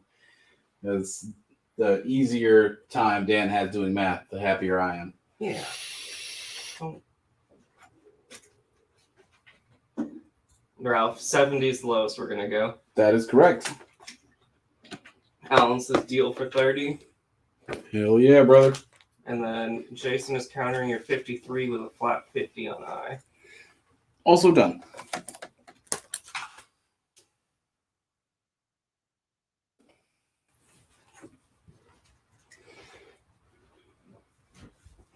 I'm going to put up some trades before we head into the break because we're getting kind of close, aren't we? Yeah, like 10 minutes. Okay. We've got a massive collection of the Kieran Gillen Journey into Mystery. Really highlighting Loki. We all know Kieran Gillen can write a fucking story, dude. If this isn't brand new, it is like new. It is beautiful. $25 for it. On A. Other people that can write a fucking story is Brian Azzarello. So I'm going to put down Faithless. Which Brian K. Vaughan has an endorsement for. The description is, Faith likes to dabble with magic. Her friends think it's cute, if not a little off-putting. But it's part of her charm and her warped search for purpose in a world that makes too much sense. Faith's the true believer and knows there is power within her reach. She's right, of course. It just took a while for that magic, that temptation, that unknowable thing to find her. In short, Faith is bored as hell. And hell has noticed. So, it's a Brian Azzarello joint, sure, but Brian K. Vaughan says, the rare erotic comic that's actually hot. Fuck yeah, Brian! And it's from Boom Studios. Pace Magazine has a write-up here. One of publisher Boom Studios' riskiest, most incendiary titles to date. I want to look at this. Oh, it's starting with a Divine Comedy quote. Get the fuck out of here. Boo! And Ralph says 70 is good for C. Oh yeah, that comic's not safe for work, in case you were curious. I mean, it's safe for my work, I guess. I'm selling it to you, but you know what I'm talking about. From most work. Yeah. Some somewhat archaic and interesting DC comics. If you fuck with The Question, you should probably check this out. Because it's the guy who did the art on OG Batwoman, starring Cameron Chase, an agent for the, basically DC Universe Men in Black. It is a really cool, giant crossover thing, some street-level DC Comics secret agents type shit. Chase is cool. You should check out Chase. And at a price point of $15 for literally all of it, there is no reason not to. C for Chase. I'm officially pitching you this in the same way that Dan was ready to pitch you fucking Rebirth. Look, don't count this out. I know that it's not like a world-crushing title. There's not forums of nerds being like, Chase is one of the most essential DC comics.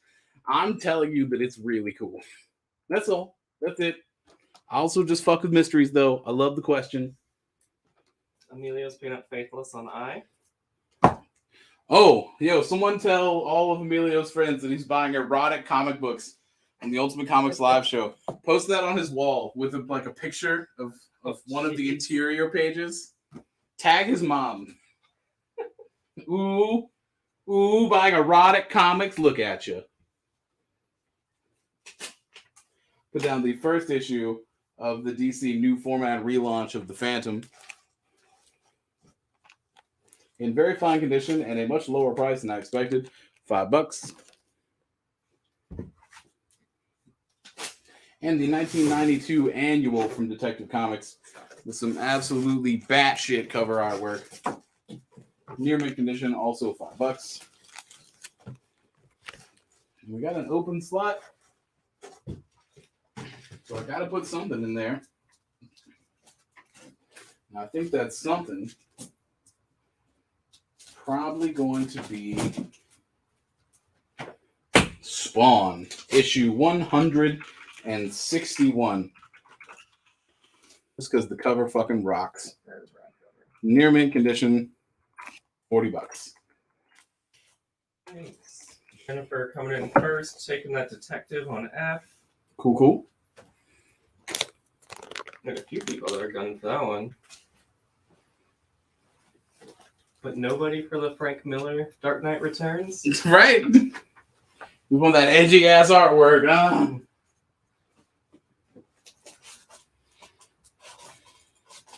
can put down other Batman if we want to get a little spicy. Because in near mint condition, I have Batman issue 497, in which an overly muscular man does some kind of brutality to Bruce. Gee, I don't know anything about this story. Nightfall. Yep, never heard of it. Certainly has not been present in a movie starring Christian Bale or anything. $10. You Spawn on I for 35. You have 40 for George. Yeah, sure. I will do that. I'm going to replace it with Spawn issue 137. Another dope ass cover for $20. Thanks. Ralph is picking up Batman on F. I have more than one copy.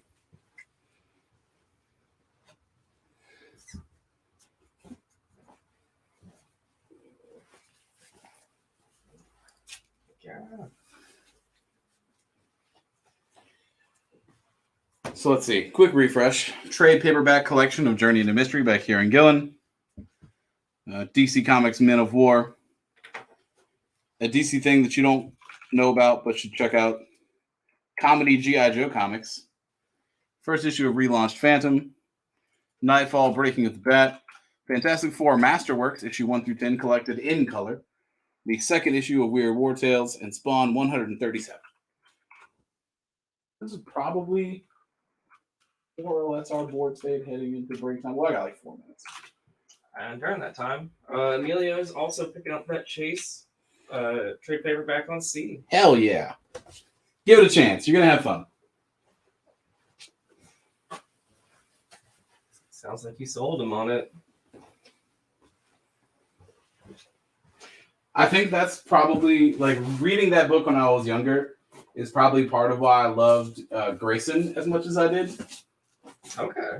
Like, putting spies up against superheroes, yeah, or at least in the same world, is very cool to me.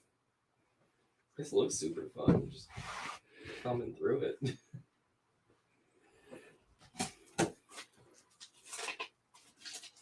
I don't necessarily want to use that spot for that. That's way too cool. So I'll tell you what, I got some other stuff.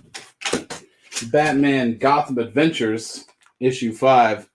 The Bruce Timm animation style Mr. Freeze is definitely the Mr. Freeze that lives in my brain. I mean, that's the Mr. Freeze everyone knows. Like, debatable. Unfortunately, oh, you know, love it or hate it. I see what you're saying. Yeah, the Arnold Schwarzenegger Mr. Freeze. We wouldn't have the story that Arnold Schwarzenegger's Mr. Freeze is still based off of, though, without the Bruce Timm Mr. Freeze, at the very least. Is Bruce Timm Mr. Freeze the first tragic Freeze? Yeah. Really? Before he was like, he was more of a... I mean, yeah, he's just some asshole before. Would you do I for 15? You have it at 20 for George? Yeah, sure.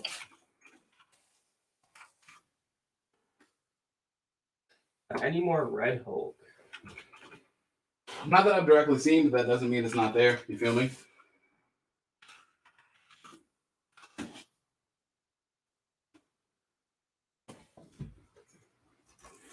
With the eye open, I'll put down some Simpsons comic books from Bongo Comics. Bart Simpson, issue 32.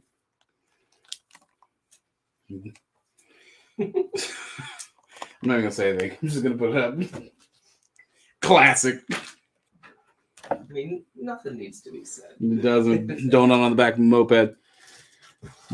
Man, if I pitch somebody on Chase and I can't get somebody to get Journey into Mystery from Kieran Gillen, I don't know what the fuck I'm doing. Like, although, I understand that people are probably a little tired of Loki at this point. Not necessarily because of Loki burnout, but because Loki fans are pretty exhausting. And there's a lot of overlap between like Loki people and like Joker people, like Harley Quinn people. Yeah, for sure. I can get that can be a little tiring, but that doesn't stop these characters from being dope. Yo, just like my relationship with Rick and Morty, you just have to wall it off. You just gotta separate yourself and enjoy the stuff for what it is. I'm gonna take down this guy and swap it for a variant cover of Doctor Strange issue 23. This fucking bonkers Mr. Sinister cover. Jesus Christ. I love that. Oh my God. Horrifying. Talk about a big bad. Mirror condition, $8 for it on B. E for badass. Would you do the Bart Simpson for 3, but at 5 for Kyle? Yeah, sure, Kyle. You got it. We're not going to have that first appearance of Red She-Hulk tonight. That would have been a previewed book. It entirely would have been. And since we're just fooling, before the break, why don't I put up right here just one more slab before we disappear for a while. The Age of X-Men Alpha #1, the George Perez Virgin giant folding artwork cover. I was about to say that wraparound. Yeah. $125 for a George Perez label, CGC graded 9.8, wraparound George Perez cover on I.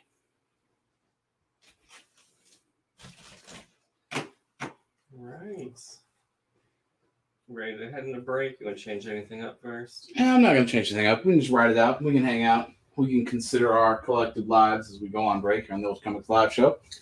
No, I'll swing back in a bit. We'll talk about more stuff.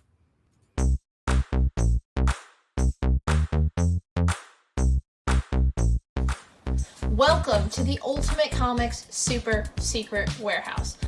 We have so many unprocessed boxes, literally thousands. What you just saw in the little shot was not even half of just unprocessed long boxes that we have not gone through yet. This is the stuff we use for our live show, so I thought it'd be really fun to give you guys a behind-the-scenes look and hopefully find gold. If not, it should still be pretty fun to see what's in this box. All right, let's see what's in this bad boy.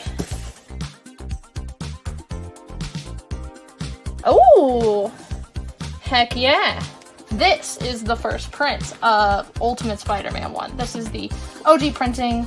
You know, you got a couple ticks on the spine there, but still probably like a $50 book. Pretty nice. And that is pretty hot right now. Oh, snap. I am very surprised I censored myself. This is the first issue of Knights of the Old Republic. This is a super hot book right now. I am really happy about that. That is awesome. Okay, all right, back to the box. Okay.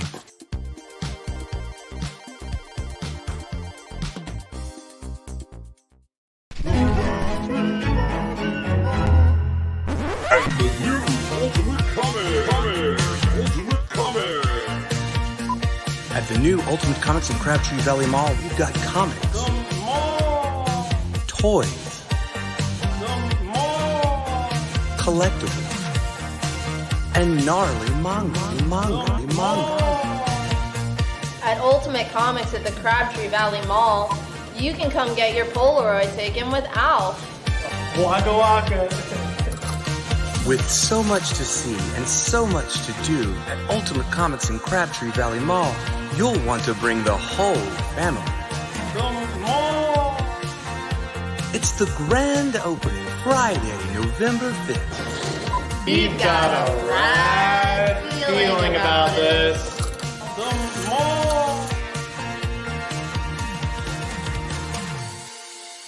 He's a weekend at Bernie's. One comic, please.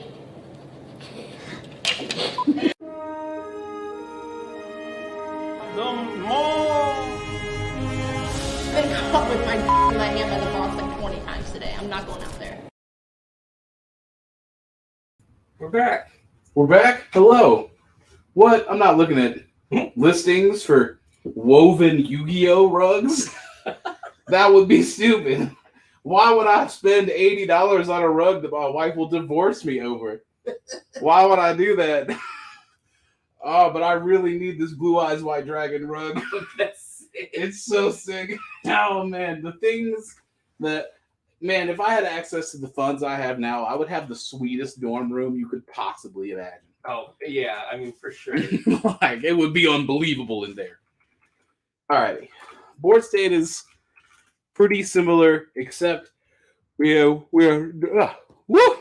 now down to our last copy of Nightfall, and someone was inquiring about the Maltese Turtle. If y'all don't quit making me look at this fucking cover with this weird little hobo drinking the world's inexplicably largest beer out of a glass, yo, stop. Stop making me look at it. But yes, Teenage Mutant Ninja Turtles 1993 January special, the Maltese Turtle, in very fine near mint condition. It is $20. The person that asked, I hope that I have fulfilled all of your queries. Please talk to Dan for any further Maltese Turtle related requests. Yeah. So Carlos, I got you for that Batman 11. We got an offer on the slab on I. Yeah, let me go over here and take a look at the price. What's the offer? Ralph wants to know if you do 75. We are at 125. I would not. I would do it for $115. All right. I negotiated with myself. I was going to say 120, and then I figured that you'd be like 110, and then I'd be like 115. So 115 is as low as we're going, and that is my offer. Can you show that slab up close as well? And then, Greg, we don't give the lowest price. If you would like to make an offer on that TMT, go ahead, and we'll either accept it or counter it. Or just deny it and ban you from the chat immediately. The stakes are high. The Ultimate Comics Live Show. The Ultimate Comics Live Show. The stakes are high. But only when I'm hosting, everybody else is really easygoing. See, that's why I'm like the edgy one. Yeah, you don't know what I'm going to do. It's a boss level live show. Yeah, yo. And I get yelled at, and you don't have to worry about it.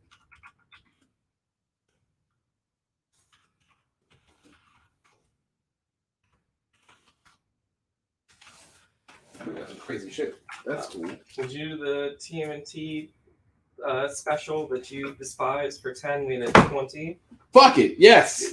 I just don't want to see it again. Next, that's going to Greg. Would you do the Mr. Sinister on B for 5, even at 8? I would, because I have more than one of those. I will put a $5 sticky note on it.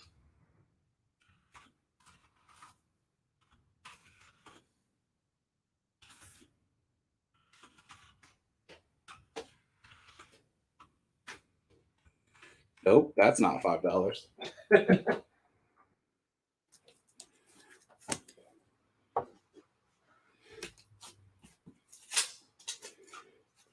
I need to make a little bit of space.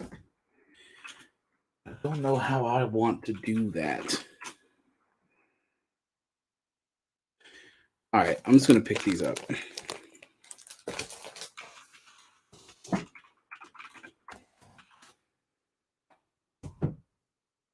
We sold that ASM 31 on the anniversary show.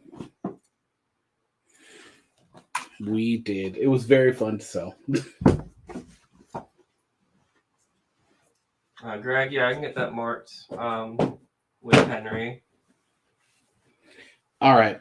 So I got some cool stuff that I'm going to start putting up.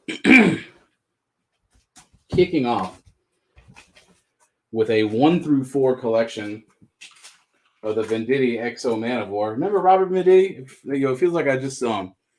But this is issues 1 through 4 of the XO Man of War series. The first title launched by the new Valiant Entertainment. So, yeah, it's got all the first appearances and introductions, reintroductions of characters that you would expect. But Valiant didn't just launch with that. A whole bunch of other shit started popping. Such as the first Valiant crossover Harbinger Wars. Again, 1 through 4, a full set. Issue 3 is the pull box variant. I'm going to sneeze. We just had to deal with that on camera. That's what live is, baby. Why does nobody ever sneeze on Saturday Night Live? You never see them. Anyway, the first this is a whole lot of first appearances of Valiant characters who grow up and become much more important after Harbinger Wars. It probably needs a price. Corey says, "Bless you." Thank you, Corey. All right. Well, Emilio's going to pick up E. Kyle Malataire is going to pick up another copy of the Doctor Strange on B. Paul says, "God bless you." I have more than one of the Exos, so I'm going to let that stay because I specifically want to encourage a crossover episode, a combo offer. Because my last one of these is the first issue of Shadow Man. So you got a complete series set. You've got a complete crossover set and a first issue, all from Valiant Comics, all on the bottom row. Just because we love crossovers and other assorted bullshit, Superman and Bugs Bunny issue 3, the first meeting of the Justice League and the Looney Tunes. Very fine, near mint condition, $8 for it on H. H for hijinks, what they're getting up to. And in $20.99, Unlimited issue 1, we get introduced to Hulk $20.99. This is his first appearance. Near mint condition, $5. Expect to see a lot of $20.99 bullshit in the new Spider-Verse. Is all I'm saying. I bet, yeah. All right, so we've got 2 offers that involve F. Lord have mercy. What are we talking about? The one that came in first was from Emilio, who just picked up the Man of War, which you do F for 5. We got it at 8. And then Ralph is wondering if you would do E, F, and G together for 12. It comes out to 22.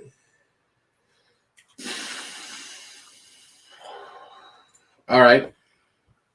I'm tempted to take the Harbinger War offer because in a sense that person bought XO and Harbinger at somewhat of a deal. $3 off versus half price. I think that that's who takes it. All right. Ralph is picking up A, the $20.99 Unlimited. Would you do H for 4? You have it at 8. I will do it for $1 off. 7. The first meeting of the Justice League and the Looney Tunes.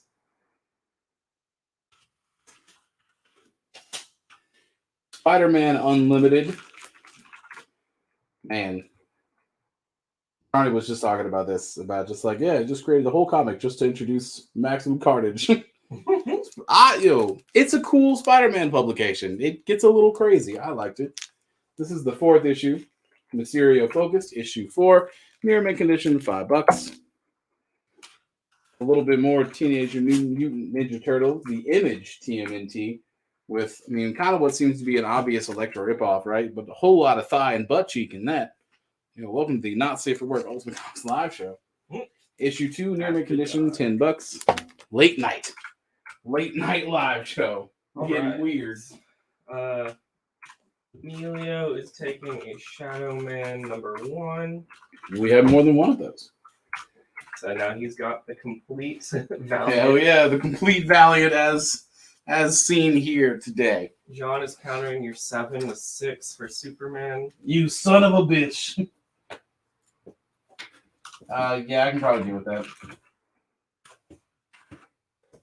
I just want to look through that. Kyle Malataire is taking ASM on A.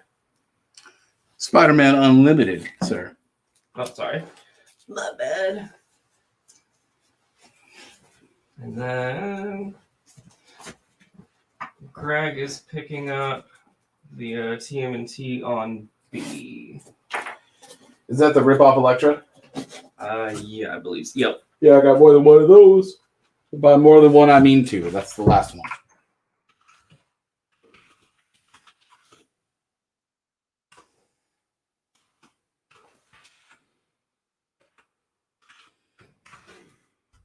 the complete first solo Punisher series, all in newsstand, issues 1 through 5, looking like the covers for some arcade machines in 1994. Look at this shit. Oh, full Rambo style on that one. Issues 1 through 5, all newsstand. The issue 1 is in near mint condition. $200 for all of them. Putting that down on A. Hello, Comic Book Nation Marketplace. Welcome to the show. What is the Is that somebody's name? Yeah. Yo, that sounds like some like Stepford Wife robot stuff. Hello, I am Comic Book Nation Marketplace. It is nice to meet you all. I am a human. I am very interested in your comic books. What is the slab on I? The slab on I is the CGC graded 9.8 Age of X-Men Alpha number 1, specifically the Perez wraparound variant. All that beautiful Perez artwork, a Perez signature label, not signature label, the special Perez label. You know what I'm talking about. Yeah. Series. Especially Comic Book Nation, whatever the fuck. That Mentat with an encyclopedic knowledge of all comic books. We've got the variant edition on Eternals, issue number 1, the first appearance of the Horde. What the fuck is this? The first appearance of Legba? Is Legba a character? Lagba? Legba? Yo, shit gets weird when you get out to the Celestials.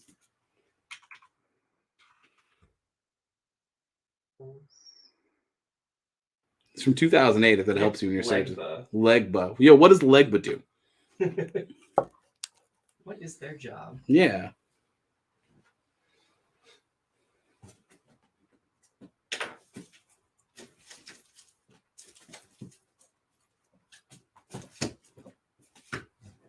So this actually kind of beats ass. I've been excited to sell this.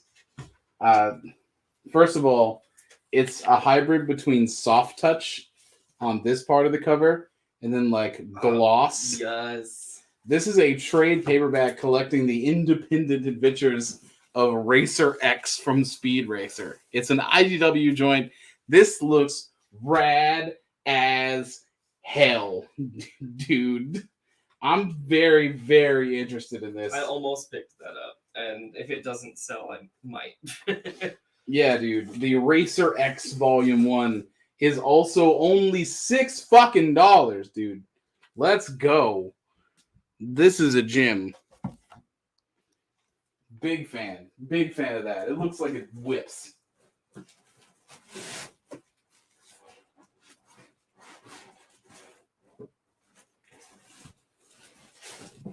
Right. A little bit of adjustment back here. D is in like good plus condition. Our counter on I was 115. What is on A? It's that the full Punisher 1 through 5 set. All newsstand. All like First issue is near mint, and the entire set as a whole is very fine to near mint. Sweet. And then what is the actual title for the slab on I? Age of X-Men Alpha number 1, which I know was a mouthful.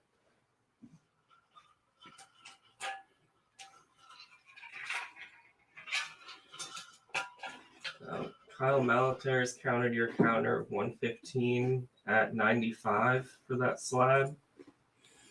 I said 115 is where we're at. That's where we're at. Much respect for the haggling process, but a slab's a slab. Much less wiggle room for me personally. I already done got yelled at about my last looks box selling. Something's got to come down, and I don't know what I want it to be. Definitely not XO, for sure. Comedy War Comic has been up here for a while, as has Mr. Freeze.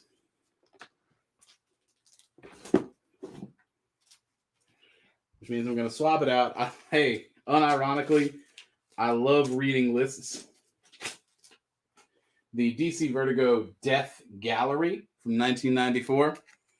you know what these are. The like Sandman, Vertigo, gallery things. We just have a bunch of artists who come in and sign it. Now, there are a bunch of signatures on this. As the person that undoubtedly put this post-it note on it, Dan, are all of these denoting people that have signed this?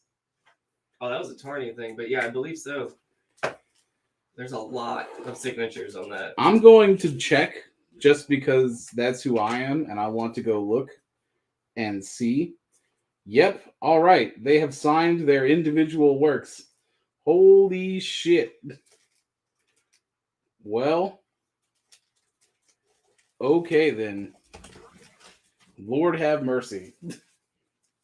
This book here, Death Gallery, #1, a bunch of illustrations of death, is signed by Joe Quesada, P. Craig Russell, Charles Vest, Colleen Doran, Jeff Smith, Adam Hughes, Mike Allred, Joel Phillips, Mark Hempel, who I do not know the name, Jill Thompson again, because they were super into getting Jill Thompson signatures. It looks like she signed both the cover and the interior. And then Neil Gaiman himself. 1, 2, 3, 4, 5, 6, 7, 8, 9, 10, 11 different creatives signed this. It is $150. If I didn't just buy that Fiddler's Green thing, I'd be buying that shit, boy. Bet. That's gorgeous. And keeping up cool stuff. An accessible copy of something that's going to be real hard to get a hold of ever. The second annual from Fantastic Four. By that I mean annual #2. The Origin of Doctor Doom. It's in fair condition. I mean, you can see. I'm just going to hold it up to the camera. I feel like that's worth doing. It is in fair condition, which puts it at an affordable $100. More of a collection completer than anything else. All right. Does C come with a COA? It does not, because COAs are not actually worth anything. Ralph wants to know if you do 100, it's at 150. For the Death Gallery? Yeah. That's a lot of signatures. Yeah. That's a lot of signatures. I do understand, though, the desire as just a comic book person to pick it up for something affordable. I'll tell you what, I'll knock $30 off. $120 and you got a deal. All right. We've got an interesting proposal here. I hate that sequence of words. Oh, it's not. It's actually not a bad thing this time for the most part. Okay, hold on. Let me grab one more thing from the box. All right. While you're doing that too, Ralph said sold for $120. Okay. Hell yeah, brother.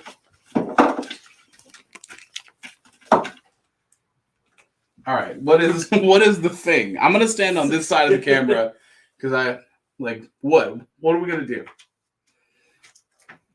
So. Actually, no. I don't want just like empty space. Just No worries. This fucking gremlin.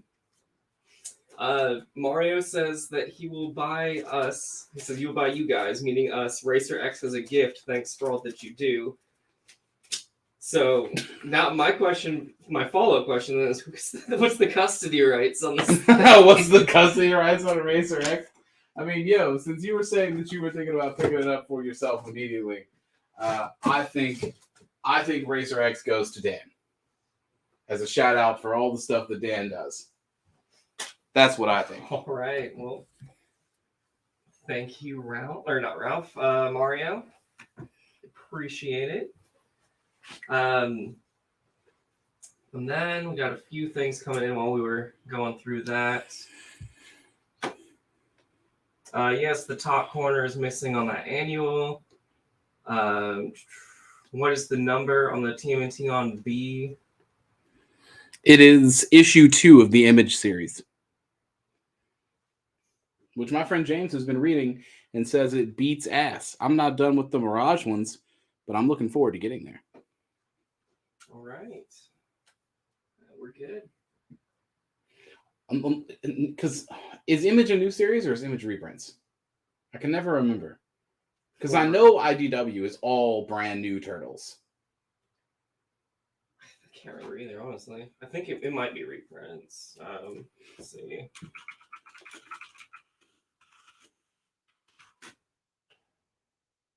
But yeah, in the meantime, we got C&H open. Yep, I'm gonna take down Shadow Man.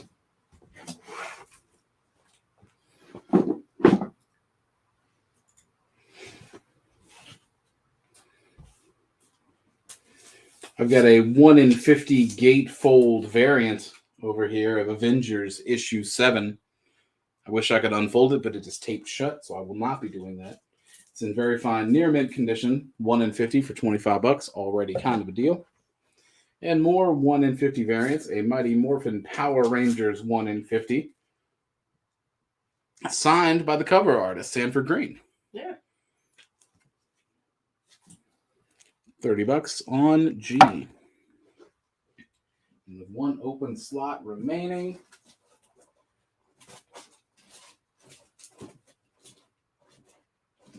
Oh, I want to pull out. The fuck is this?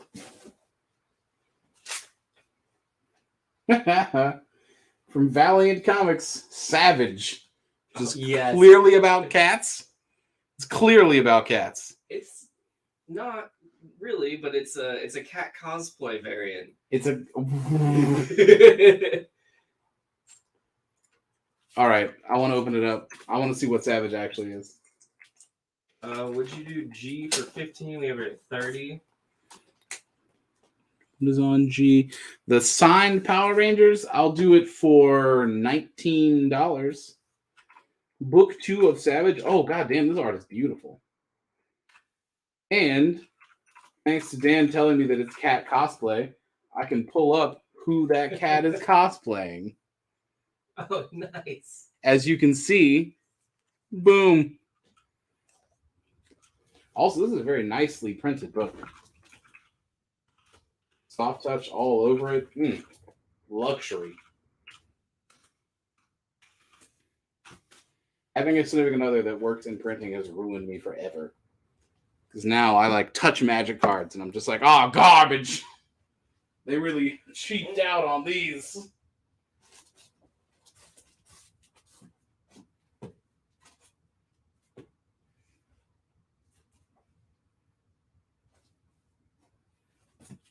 We've already accepted your offer with the Death Gallery.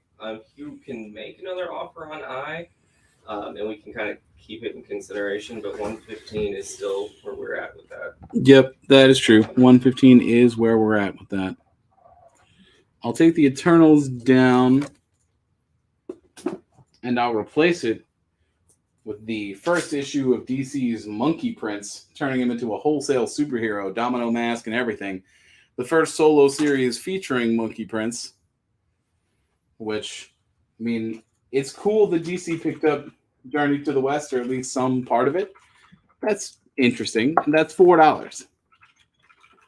Something else has to go. Kitten Cosplay just got put up. Speaking of the Monkey Prince, too, we have an interview on our YouTube channel with Bernard Chegg, who does the artwork for that Monkey Prince book. Back when that first came out. I don't remember what you had the Eternals at. Ralph wants to know if you do 3. It was at 6. It's a box Necro, 50% off. I mean, it's not unheard of, but you say 3, I would ask for 5. Give me 4. We got a deal. All right.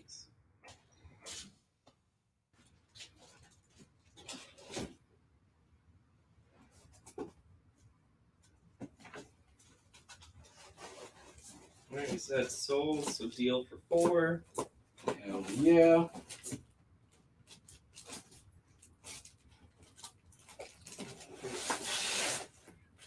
That rocks. Zoop. Let me bring this over to you. Our last looks box is looking relatively clean, honestly. We haven't had a whole lot go into the trash bin tonight. Something that I know is going to sell. Who's your favorite here superhero? X-Man. Obviously. Never going to forget the first time I saw an X-Man comic and every joke was immediately rendered irrelevant. This is not just any X-Man comic, though. It is 1 through 4. The complete X-Men Deluxe X-Man all the way through issue 4. Packaged together for $5. and I have an open slot all the way fucking down here. Right. Yeah, last call, Kyle. Let us know if 19 works for you on that Mighty Morphin Power Rangers, the signed copy. Otherwise, that will be open. So I'll give you another, like, 2 minutes. So 9:01 our time. The only time that matters.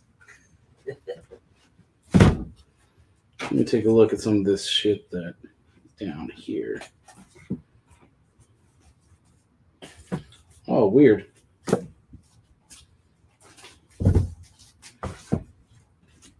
Sorry, just gotta do a little bit of organizing. I want to make sure that I'm setting myself up for success.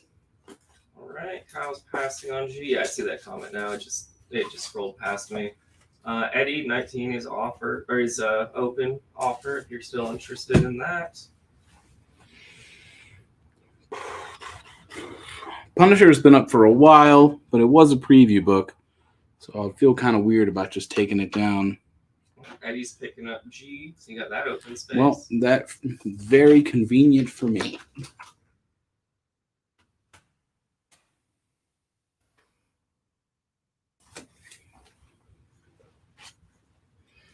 I'm going to put down the giant size 30th anniversary Amazing Spider-Man 375. Venom cover, gold, you know what it is. The first Anne Waring, the first Carl Block. She later becomes She-Venom, if I'm not mistaken. Near mint condition, $20. Now Punisher finds a new home elsewhere. Simply because I want to refresh the board a little tiny bit. So we're going to do that. We're going to do that with Invincible, issue 96. Getting real Viltrumite up in here. Near mid minus condition, $15. Swapping out Turtles. Kyle's picking up the ASM on G. I have a slightly lower grade copy. That was near mint. This is very fine near mint. It is $10.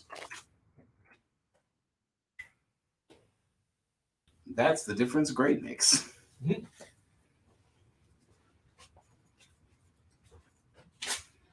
Put down the Marvel Limited Series Bullet Points, the first of 5. It is the first appearance of Steve Rogers as Iron Man, and it is signed by Tommy Lee Edwards, friend of the show, friend of the store, friend of you for $20. Ralph's picking up G. Zoop. People love a Venom cover. Venom and foil. My match made in heaven. Ralph's wanting to know if you would do B for 10. You were 20. I'll do it for 14.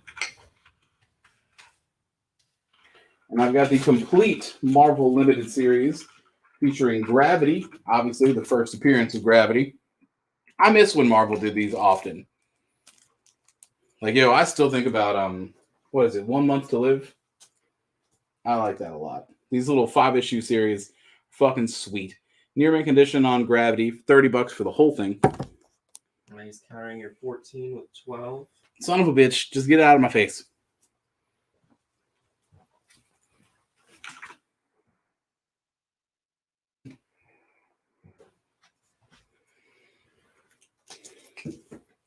So now I get to go back over here and find some neat shit to put up. I have a box of trades. If you're interested in trades, I've got them. In fact, I'm going to kick us off with one that Dan and I have talked about a lot. I'm going to put down the first planetary volume, my legally required Warren Ellis for the evening. But this collection, how many planetaries is this? Planetary 1 through 14, Planetary Preview, and Planetary / The Authority ruling the world. I love when you take higher authorities than the Justice League. Planetary is that you just keep escalating. Escalators. Warren Ellis does it in a way that makes sense. Unlike Stephen Moffat, unlike Grant Morrison sometimes, Warren Ellis is a faithful guide through wild realms.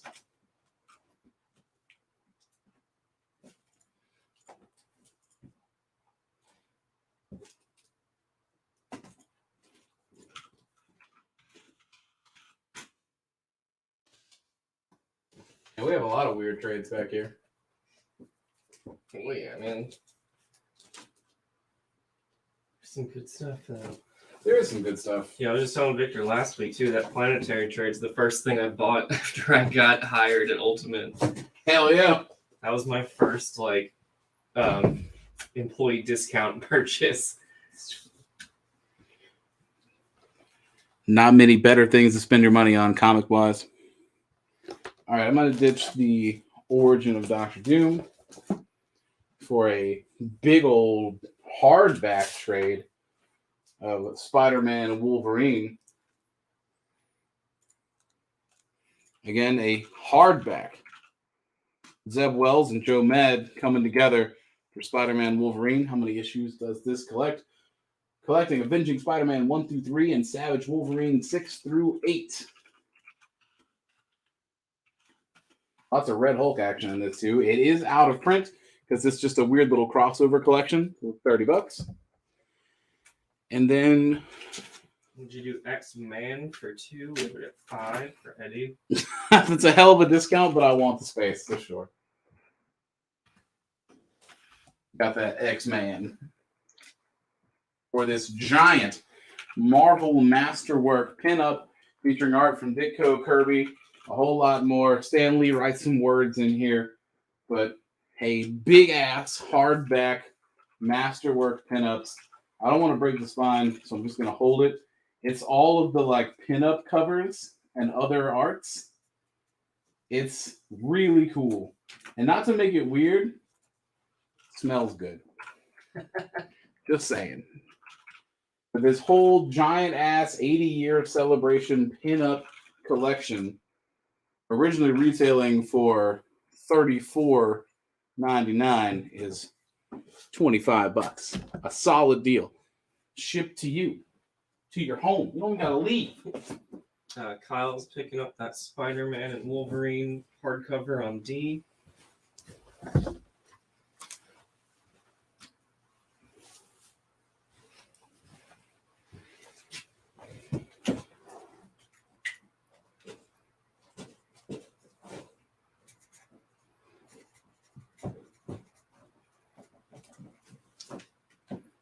I still have a bunch of trades, but I don't know how many of these I'm ready to actively yell about.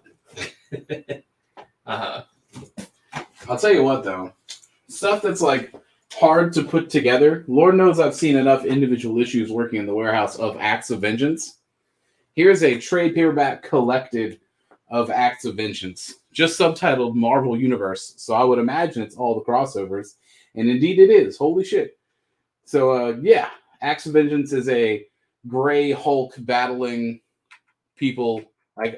Every hero featured here gets their own matchup, their own little nemesis. Loki has a whole plan that gets put into play. Ultron is out here fucking fighting Daredevil. What in the world is happening here? You can find out in all of this color reprints all the way across the crossovers. What is this? Fantastic Four, Incredible Hulk, Punisher War Journal, Mark Spector, Moon Knight, Daredevil, Power Pack, Damage Control, Doctor Strange, Sorcerer Supreme. All of those were involved in Acts of Vengeance. They are all collected here for clean $35.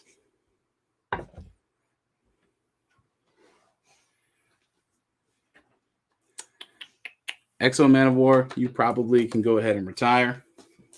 Much more convenient than us trying to put together that Acts of Vengeance set. We tried so hard for so long. Another 4-issue set, the Marvel Comics Transformers, issues 1 through 4, all of them together in fine condition. $100 for the full set. I'm going to fan it out a little bit. It's funny that I've started getting higher price sets now. That shit is hilarious. Planetary is not going anywhere. Someone's going to love Planetary, I promise. I mean, who doesn't want sci-fi architecture? It's not architecture, architect. It's so cool. It's so much fun. Here's another little set. Amazing Spider-Man 361 to 363.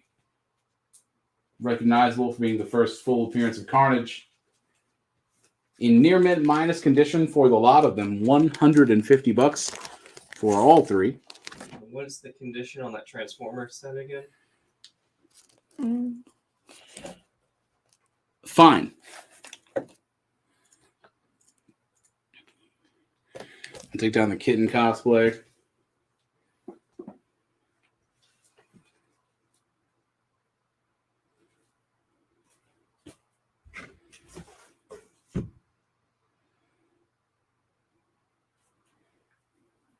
I don't know what that means. We'll sort that out in a second. This is just facts. Marvel Point 1, specifically the Nick Bradshaw variant, the first Nova. Near mint condition for it.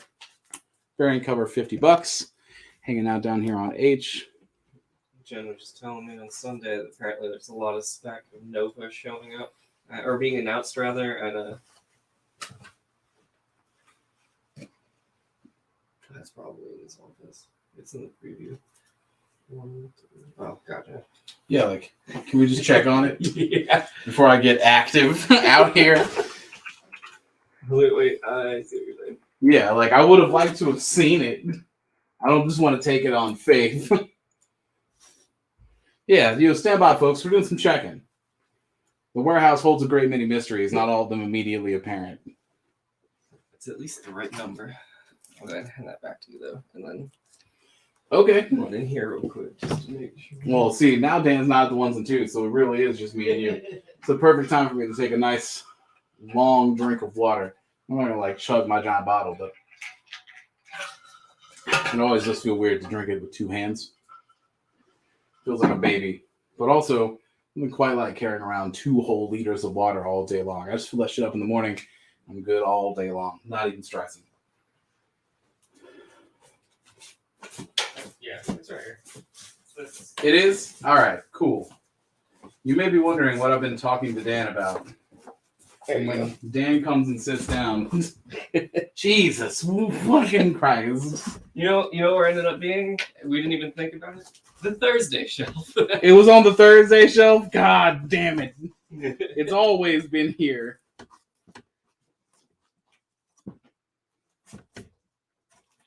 Jen is saying, she said, no, why has nobody bought monkey prints? Shame. Man. This is so crazy. I'm having fun flipping through this. I'm sorry, this is just for me. Condition on E, they're in fine condition. Fine condition. So, something has to go to make room for this. Calling out monkey prints doesn't mean that you save it from the box. So Monkey Prince is going to die, unfortunately. No. And we're going to put up, this is what I had to ask, I had to ask a question, because the first issue of Excalibur, the solo launched Excalibur standalone series, I took a look at this and I was like, well, that's cool, but it's not worth $150. And the reason is because it's actually the full fucking set. Every issue, that's insane. Every single one, 1 through 125, all the way to the end of Excalibur, including annuals. Yep, taking you all the way from the first to the last spectacular issue, plus annuals. Excalibur issues 1 through 125, and a complete short box set, which fucking owns. That's very cool. And I'm glad that I get to put stuff like that up. Yeah, sorry I was taking some time flipping through it. I don't know. I'm really interested in that. G, it's in near mint minus condition for that Spawn set. Correct? That is a minus. G? Yeah. Yeah, near mint minus. Sweet. That first appearance of Carnage and whatnot. Yeah, Smiley is correct too. $8 shipping. $8 shipping. Would you do the pinups for 15? Give it 25. That hardcover. I'll do it for a flat 20.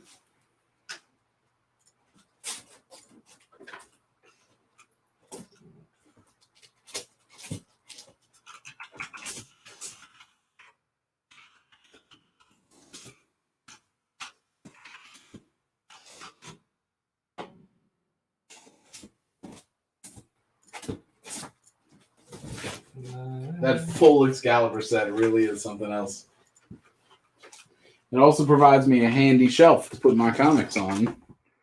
I continue to swap things out.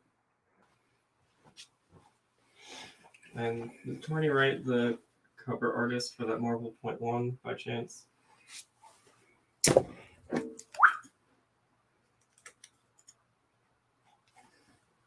Oh, the point one, not that one. Yeah. I think it's a Bradshaw joint. It is Nick Bradshaw. Sweet. So yeah, I mean that is Bradshaw. Yep. All right, I'm gonna take off A and B because the rest of the board is pretty strong. I mean, not to say Planetary isn't strong. Planetary is plenty fucking strong. Yeah. But I can't force people to love Planetary. They will have to discover it and love it on their own.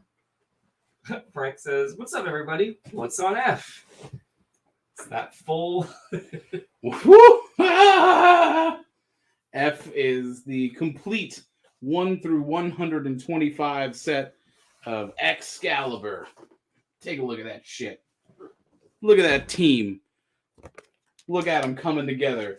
The Queen's dead, and we got the most British super team of all time. Come on down. Don't even worry about it. This is a Jubilee special. Well, the share prize was planned. That wasn't. No, That it's was not. already- It's just what happened. Which, speaking of the share prize, do we have a winner? Is it about that time to talk about who won the share prize? Yeah, you can tell them who won the share prize. I can indeed. Let me come over here and get this posted note. Jen said too soon. Those poor corgis. Those poor corgis. Dusty Durden is taking home the share prize. Dusty, is that your government name? I'm very curious. Also, I saw a tweet today that was an excerpt of a news article that said that the Queen had stopped adopting and breeding corgis because she specifically did not want any of them to last past her. It had a very specifically ambiguous wording, and someone just quote tweeted it with just those poor corgis. It's awful. There's been so many awful tweets today. It has been a bad time to be on Twitter. All right. We got an offer on the Excalibur set. Do you really? Would you do 100? You have it at 150. I'll do it. It's $8 shipping. Not that I particularly care about the business logistics, but even I know that this is going to cost a lot to ship. It's going to cost a lot to ship. Can you do local pickup? Are you local? No. No, you're not local. Okay. Local pickup, I'm going to be real with you. I will make some fucking deals. I will wheel and deal if you will wheel your ass on down to one of our Ultimate Comics locations. Shipping the full set of Excalibur, I don't want to go lower than 125. That's kind of where I'm at. All right. I'm leaning on it like a used car salesman, which is kind of a cool way to stand, I think. I can feel the knots building up in my back, though. I already cracked my back once, and Dan heard it from the other room. It was pretty intense. What are the conditions of C and H? C is very fine near mint. H is near mint. I need to fill out some slots, so I'm going to do so while we all consider prices. Weird Mystery Issue 5. Just a creepy ass gaunt finger. Gross. Very fine plus condition, $16. And a little interesting piece of comic book history. I wanted to take a look at this shit. And turns out, yeah, that's correct. Sergeant Fury and his Howling Commandos issue 13 is the first time Captain America meets Nick Fury. Really? Yeah. So good condition, $50. Do we ever hear about the pinups? We have not heard back about the pinups. Corey, let us know if 20 works. I'm going to take down Acts of Vengeance because I understand that's kind of niche. Fine by me. What is on C and H? C is a gatefold variant of Avengers issue 7, a 1 in 50 gatefold variant to be specific. Very fine near mint condition. H is a Marvel .1 Nick Bradshaw variant, which is the first Nova in near mint condition, $50. Corey's passing on the pinups. No worries.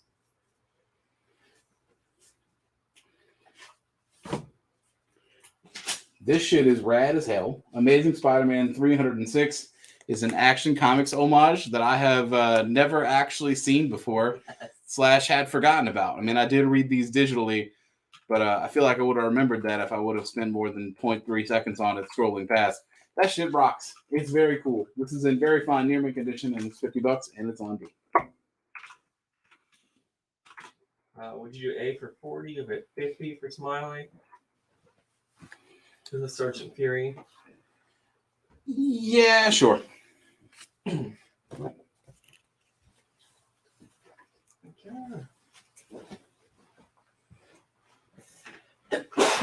Jeez.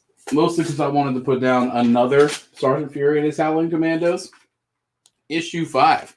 The first appearance of Baron Strucker, which is pretty fucking cool. Very good minus condition. $75 for this one.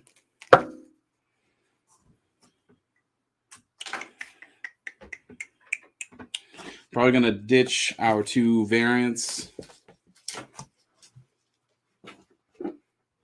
as well as the pinups.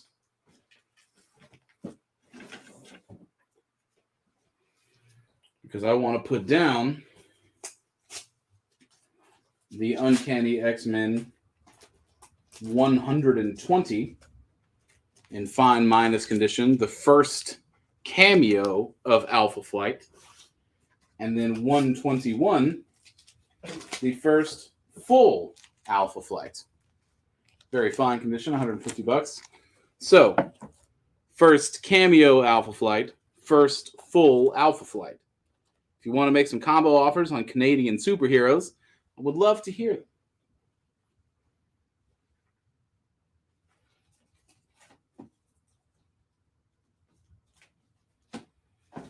And since we're just kind of hanging out and I got some open slots, I'm going to put down a CGC 9.8 Star Wars Knights of the Old Republic / Rebellion 0. That's the Republic. That's the Rebellion. And this is the first appearance of Squint. It's also a 0 issue. Those can be pretty hard to find. And we don't really have to talk too much more tonight about how Dark Horse is quickly going to just disappear forever because Uncle Walt's benevolent panopticon does not want it to be there. All right. Got a couple of things for you. Yeah, what are we going to talk about? First off, what's the condition on D? The condition on D is very fine, near mint. And then Corey wants to know if you would he wants to do I on layaway, and then wants to know if you do 75 on H, you have it at 100.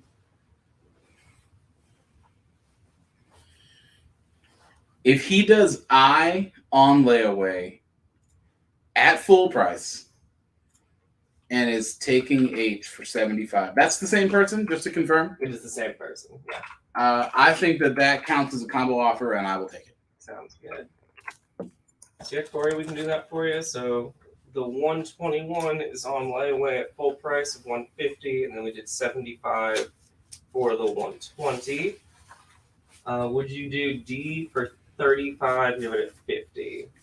I will do it for $42. Is this Todd McFarlane?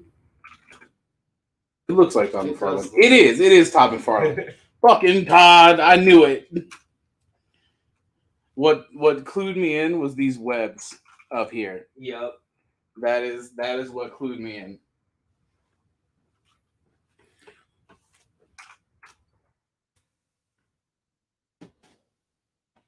All right, Mario is countering.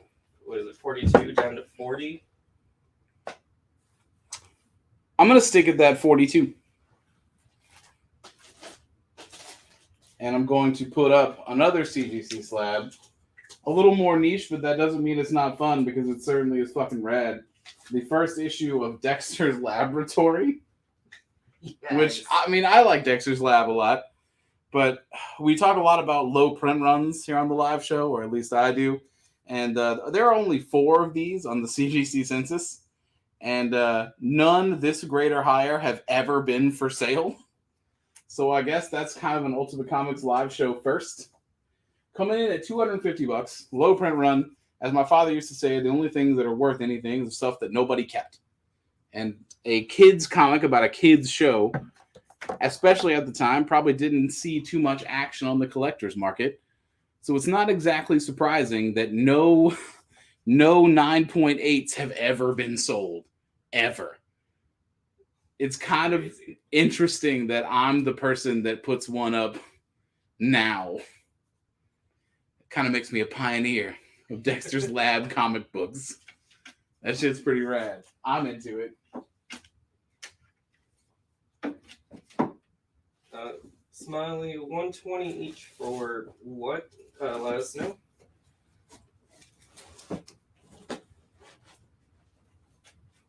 Jeremy's reminding everyone that there's a Todd McFarlane signing at CGC coming up.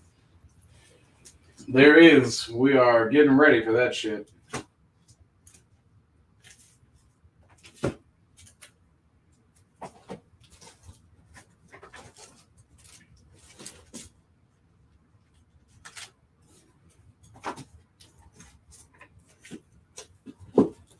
I've been looking at the same damn box all night, and then I see stuff that I haven't seen yet, and I'm just like, oh, neat!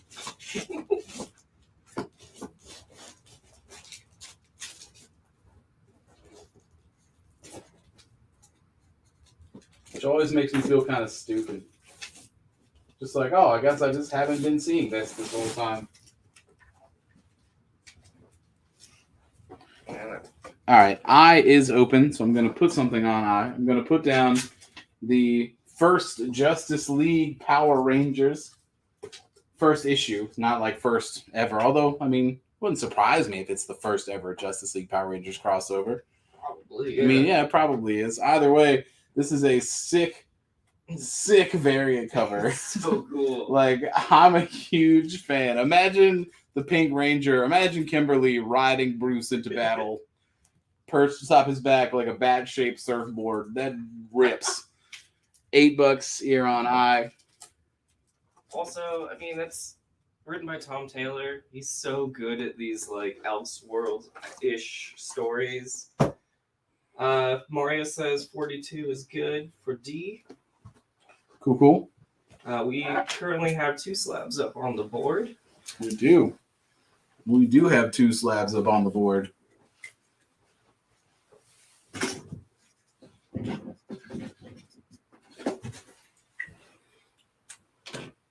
Derek, let us know if 125 works for that full Excalibur run. I mean, I can hypothetically make it 3 slabs.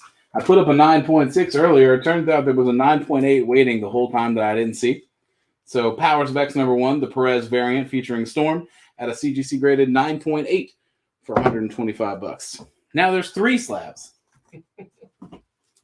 Getting slab crazy. We've gone slab mad. Okay, the first Baron Strucker probably needs to stay.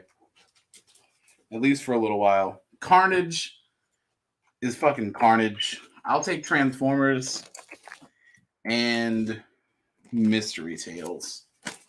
Put them in the box.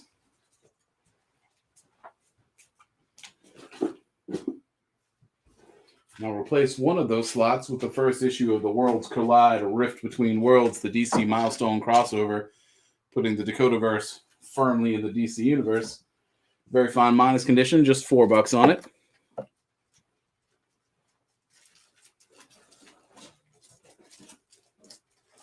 And just for fun, issue 23 of the Teenage Mutant Ninja Turtles Adventures. The Archie, sort of jokey but still plot-heavy Teenage Mutant Ninja Turtles. Very good condition, $5. Here on B. I'm going to drink me some water. because wearing pants was a bad choice. Yeah, probably not the It's not wisest. fall yet. We're so close. I wanted to look cool at the thing, so I wore pants and a jacket. I took the jacket off immediately, as anybody that's been sitting here the whole time. Actually, hey, chat, has anybody been sitting here since the beginning of the show? I'm very curious. Sound off to Dan if you've been here the whole time. I mean, like, honestly, I would just applaud your conviction. I don't really have anything to give you. If I find something to give you, I entirely will.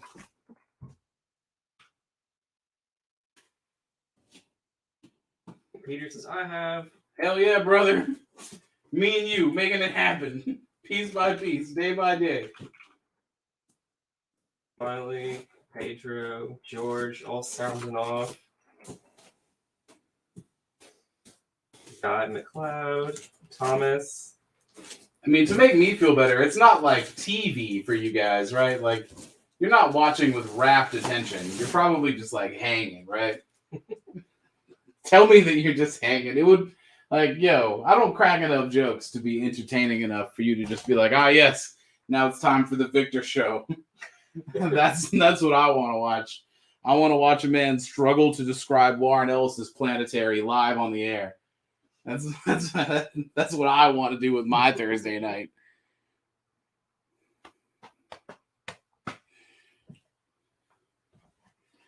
Strucker's been here for a while. Loath as I am to take it down, I think I will. Swap it out for a little set. 5 issues worth of DC Comics Lazarus, the Fifth Horseman, all the way to Unlikely Saint. 5 issues, DC Comics Lazarus, getting those edgy, dark, religious overtones, all at an accessible $5 price point here on A.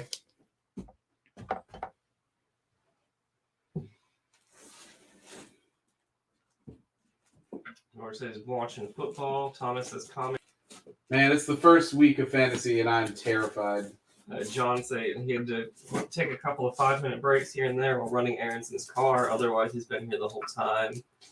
Corey says, I'm here for the deep knowledge of the team and the crazy antics of the folks that stick in front of that we stick in front of the camera. So that's you guys. Hell yeah.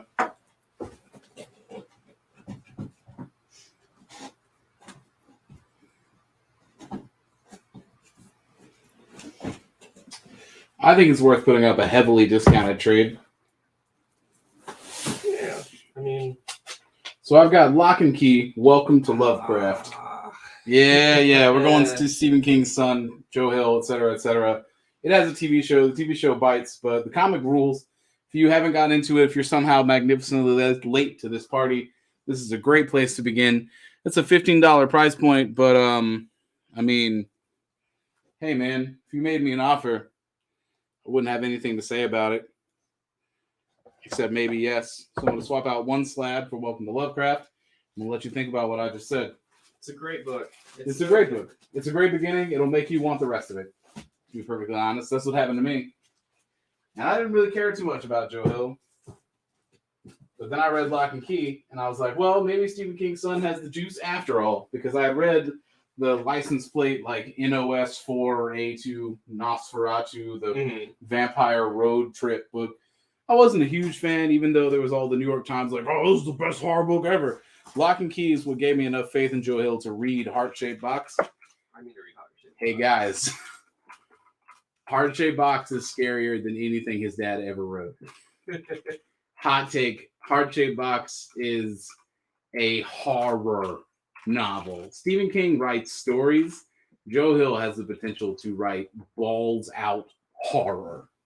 Would you do Lock and Key for 10? You at 15? Hell yeah, I would. I got more than one. Let's go. Jeez. Yeah, thank you. Thank you for picking up on the hint. It wasn't a hint. I straight up fucking told you. But hey.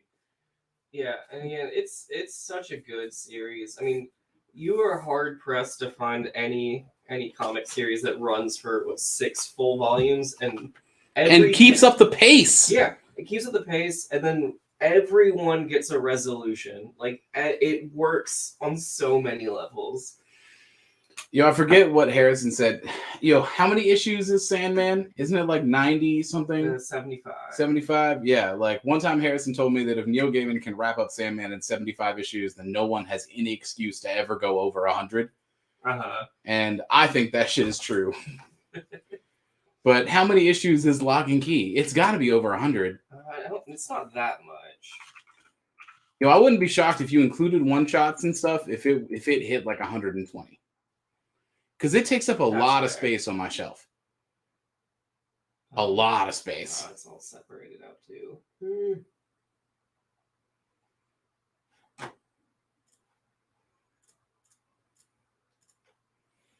I wish I had a copy of Heart Shaped Box I just put up. It's not a comic. I just want to sell you a book. I also don't want you to go buy it from Lord Bezos. Yo, go to a bookstore and ask if they have Heart Shaped Box. In the meantime, it's like, I don't know with all like the tie-ins. It's like 36 or so for the main series, but there are several tie-ins. It's only 36 issues. Bullshit. Lock and Key is 36 for all of it. Yeah, it's just 6 volumes of like 5 issues each. Damn. Yeah. It feels so much longer. All right. I'm going to take down Excalibur, I suppose. So my list is 37 and 8 Goldens. Thomas saying, I'm curious as to what the original Sandman run in trade paperback would set me back. Not that much. Yeah. I mean, they're constantly reprinting them in different formats, too. They are. And you can get, like, the middle prints. Not the brand new ones. Not the original prints. You can get the middle prints where Preludes and Nocturnes has the cover from the Doll's House. You can get that matching set for a little less than cover price if you look in the right places. That's what I have. And I'm thinking about upgrading to the hardcover Absolute Sandmans, even though it's not going to be as easy of a reading experience because it's much easier to read a book than it is a brick. I mostly just want it because I want it to look cool on my shelf. Jennifer, we can't do a deal on D because $10 is the deal. That is true. true. $15. $10 is the deal. Other deals. Savage Dragon issue 13. Just hyper-realistic, beautiful Savage Dragon artwork.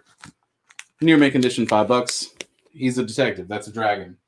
Kind of. Really. I don't know. It just makes me think of Kung Fury with Triceracop. Yep. What is on G? It's the ASM 361. It's a 3-issue set chronicling the first appearance of Carnage and the rest of that story arc. Yeah. Those words. Thomas said F Lord Bezos when you were talking about Amazon earlier. Hell yeah. Man, no reason to do business with Lord Bezos. I watched a documentary on Amazon a month or two ago. It was much more terrifying than I even realized. Emilio is picking up that Savage Dragon on F.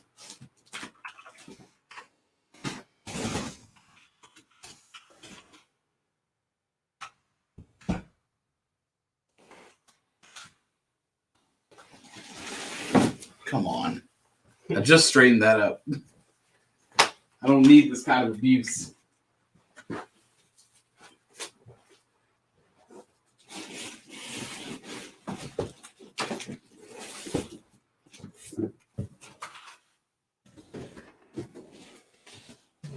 right. Now those are not going to fall down again. F is open. F's going to get swapped out with a little mini set. Detective Comics 618 to 621, featuring this voodoo dude who like cons Bruce into thinking that Tim Drake's family is dead. It's a Grant joint. It's an interesting horror-focused, weird little Batman comic. It's tight. I hope you give this story arc a chance. This is the full arc too. One more time. It is 618 to 621. Put that down here on F. Guy is picking up the Worlds Collide on E. Okay. Well, I'll just replace E immediately then with the Jim Lee variant cover of Jean Grey issue 4. Pop that down on E and bring New Worlds to life.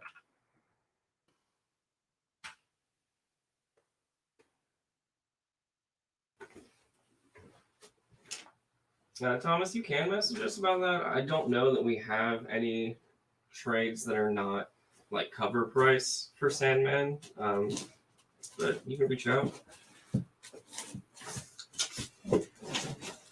I mean, you can head down to any Ultimate Comics brick and mortar location. We always have a deal on trades. Yeah. Which, when you do the math, will be less than cover price. I mean, I haven't worked at a retail location in a long ass time now. Isn't it buy three? Yep. Buy three, get one. And they're all going to be the same price. So there are 9 trades. 10. 10? There's 10 trades because Wake is the 10th, and then there's Overture if you want to count that. Oh, man, I need to get Overture. When Ren is done reading my copies, I'm going to get Overture for both of us. Nice. You know, she loved those Young Justice that I picked up. Oh, that's awesome. Off the Ultimate Comics live show. Because I also buy stuff from here. But yeah, dude, she was super into it. I think she had a lot of fun. This looks like a weird little thing, and I want to put this up.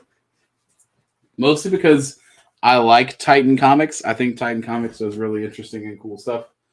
Not to say that this necessarily falls under the category of, quote, interesting and cool. But you know what the fuck I'm talking about.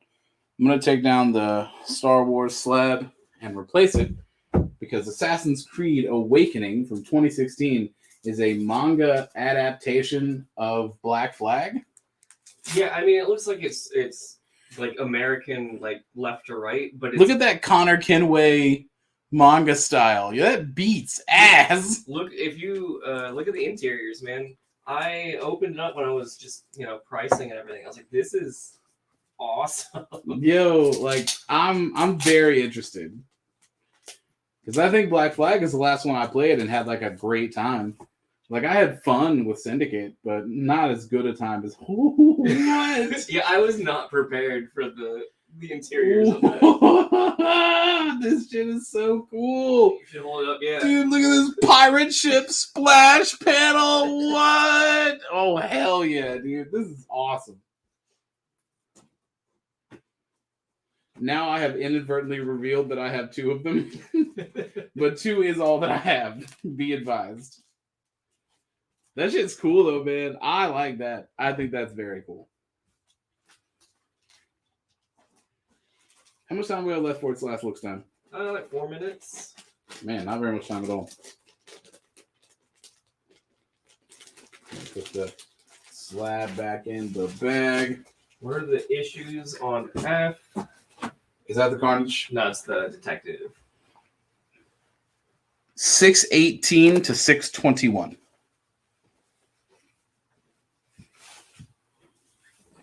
I don't know. I might go ahead and start doing that looks. Yeah. Lord knows I got the slabs for it. Yeah, we're in a solid spot. And that gives me a chance to go ahead and get them all out of their bags. Because you know it's going to take 10,000 years. Yeah. Thomas is saying one of these days, when he's down south, he's going to stop in and meet everybody. Love you, Thomas. You'll never meet me. You will never see me. Hey, you mentioned that, like, man, I mean, you're not wrong. Tarny, you, me, don't really get released from the warehouse. No, yo, I'm locked in. I'm locked into the Ultimate Comics warehouse and not allowed to leave. Man, I ended up working a store shift on Tuesday, kind of like out of the blue. They're like, we need help. Can you go finish your shift over there? Which is why I wasn't here on Tuesday. And man, it was so strange because that's like the second shift I've worked in the store in a while. It was fun though. Alrighty, it's time for us to get rolling some last looks, so that's what I'm gonna do. I'm gonna drop Assassin's Creed down here just because I wanted to have its moment in the sun. And I'm also going to put the Lock and Key down here because I want that deal to continue for anybody that might want to get into Lock and Key. Again, it's so worth it. Especially, I mean, that's a great price point just to jump in and Yo, check out any trade. I was talking about my gift closet. I would put that shit in my gift closet. Bet for all my grown up friends. We're just gonna have a whole row of slabs up top. Put at that Age of X-Men Alpha, Perez. Bring back that Knights of the Old Republic and Rebellion slab here on B. And that Perez Storm variant from Powers of X #1 on A. Just going to let those kind of vibe because the top row is where slabs should go. I still have a whole bunch of trades. These are the trades that I have curated to put here on Last Looks. So I'm going to cycle those through. Kieran Gillen's Journey into Mystery here on E. Swapping out F for that Fantastic Four Masterworks, issues 1 through 10, all collected, literally brand new. The first appearance of Carnage didn't go anywhere. That is shocking. Honestly. Put down the Kieran Gillen Thor. G for Gillen. H getting swapped out for the End League, billed as Watchmen and Lord of the Rings combined. And Lock and Key at our deal price at 10 gets swapped out for Stranger Things at 12.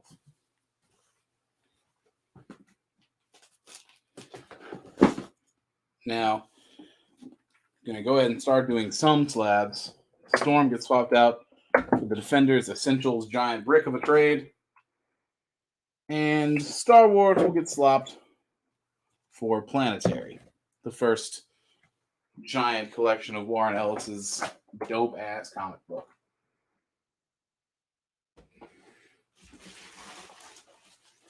Now, hopefully we didn't move too fast on that. So I'm going to start bagging these slabs up, because that is what takes the longest.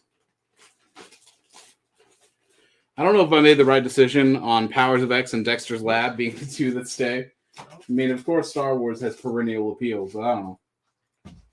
Jen's popping in saying, give me that Stranger Things. I mean, is that a real claim or just like an expression of enthusiasm? That's a real claim. It's a real claim? Done and done.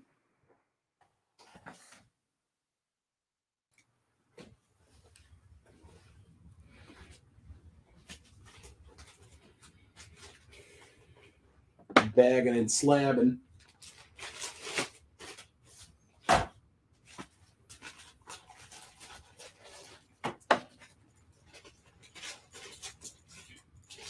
I made the comment before, but it's weird how much I baby the slabs. When, like, scientifically, I don't have to. Scientifically. I mean, yeah, it's made of acetate. This is going to take care of itself far better than I can take care of it.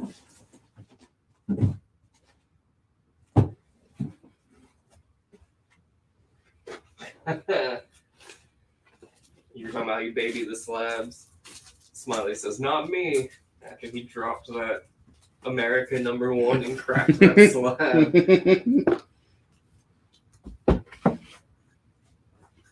I'm just imagining Smiley like throwing them like a football, just playing catch with some young lad. No, like a frisbee, like playing disc golf with slabs. Man, that seems like one of those things that like unnecessarily rich people would do. You're like sitting around eating caviar and throwing slabs. Throwing slabs like horseshoes. I'm going to put up the short box special of Excalibur. It is back. The whole thing, 1 through 125, all of Excalibur. Celebrate the legacy of Great Britain by picking that up today. Could you do Planetary for 20? I can. I want you to read it. Please. Please read Planetary. It's Amelia who also picked up the Valiant stuff and the Chased paperback you were recommending. Man, you got some good reading ahead of you, I tell you what. All right, I'm going to start all the way at the back end of this. Beginning of the show. Kick it off with that Mighty Morphin Power Rangers #3, 1 in 100 embossed gold dragon Zord. There is still a crease in that top corner. I'll hold it up for you for a second, putting this in good, very good condition. That's why it's $30. By being that ballin' ass cover. Yeah, That's half off anything on eBay. Ed Brubaker X-Men, the Michael Cho Emerald City Comic Con variant. Marvel Now, The Punisher, an Alex Malouf 1 in 50. It does have an orange mark on it, putting it in fine condition. And that fills out our slots. This means I'm probably just going to start doing it traditionally. Could you do A for 20 or 30, the Defender? I sure can.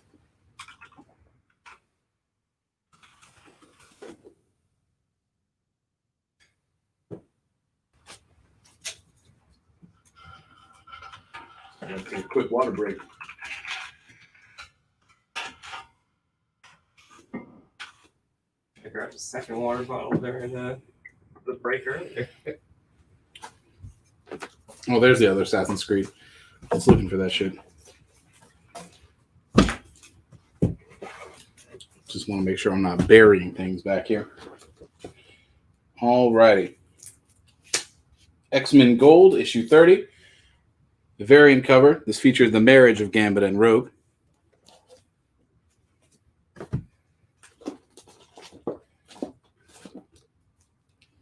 The Kirby 1 in 100 ratio of Immortal Hulk 50.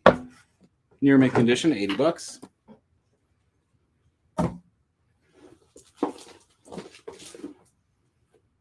The X-Babies X-Men 461 variant.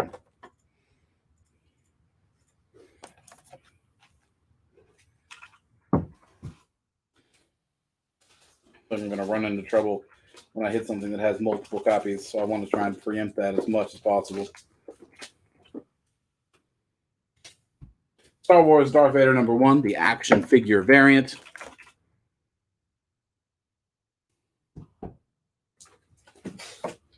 Dark Knight Triumphant from Frank Miller in near mint minus condition, $75.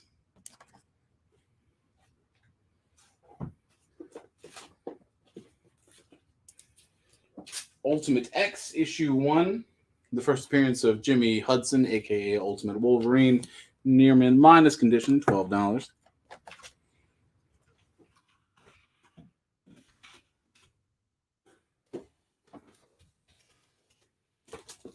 Colossus, God Bless America edition, $10. Shoot, that Ultimate X is an Art Adams variant. Ooh, hell yeah. Nice.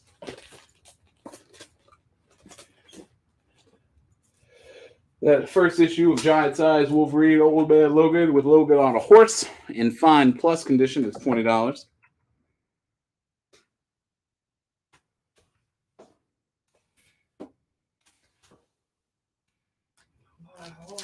A 2-issue set, Uncanny X-Men 190 to 191, when everybody gets put in this medieval realm, including Spider-Man.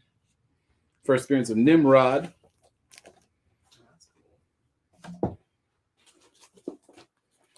Do G for 8, you got 12 for Carlos. Yeah, sure. Carlos got it.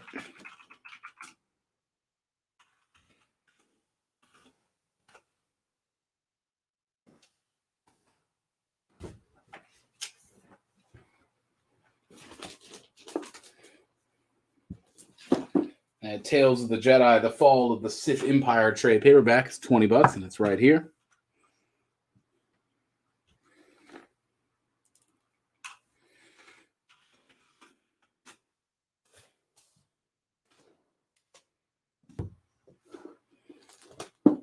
Free Comic Book Day, first appearance of Savage Opress, and also Aang and the rest of Team Avatar. Would you do F for 60 or 75 for John Lucio? I would, and I have more than one of those. So I will make a post-it note, and I will also say that by more than one, I mean two. So I will mark that as 60, and that will be the final copy.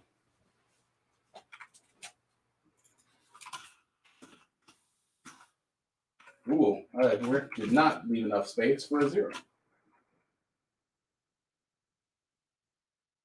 There we go.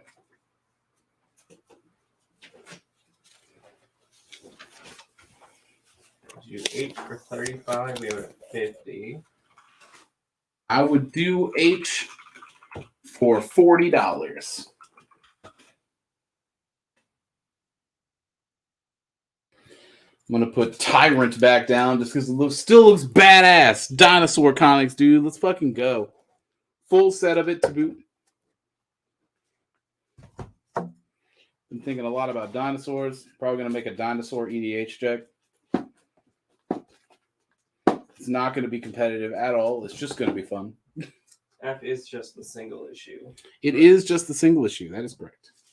The second issue of Weird War Tales in very good plus condition. Around C.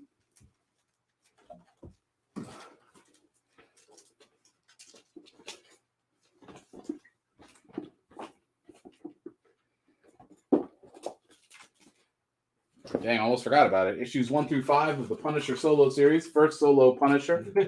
All newsstand. Number 1 is in near mint condition. Set as a whole is very fine near mint.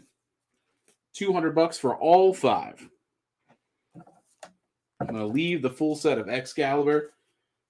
Because come on, man. It's a short box. It's a fucking short box special, baby. Let's go. Put down the second Fantastic Four annual, The Origin of Doctor Doom, in fair condition for $100.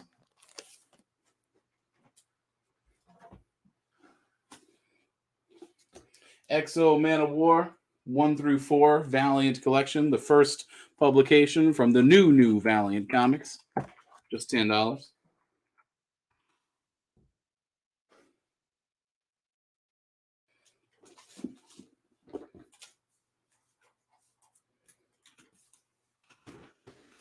Someone was shaming all of you for not being on top of Monkey Prince, so Monkey Prince is now back. The clean $4 price point. We ever hear back about this? Because I'm about to pull it. Believe not. Yeah, go ahead and pull it. F was near mint minus, correct, for the Dark Knights? That is correct. Yeah, near mint minus. Bringing back that kid in cosplay. Savage. Still fucking adorable. I want to pull X-Men.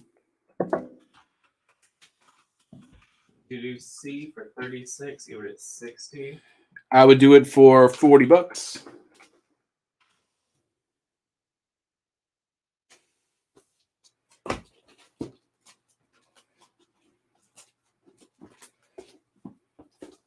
Wow, I just realized that the Marvel Transformers guest stars Spider-Man. Yo. That's crazy. What? He's like swinging around too, like a freaking like snow speeder around. Oh my god. Yeah. And it's Black Suit Spider-Man. Let's go. Cool. All right. Well, I mean, hey, I'm going to put this up on Last Looks 1 through 4 of Transformers, the Marvel Transformers, all in fine condition, $100 for all of them. All right, you can put on C because Alan says 40 is a deal. Cool.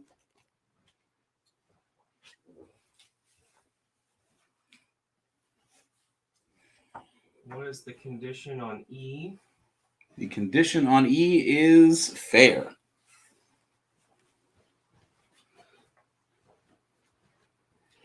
And our final last look, replacing Tyrant, because I know, well, actually, no. It should be the cat. It should be the cat, right?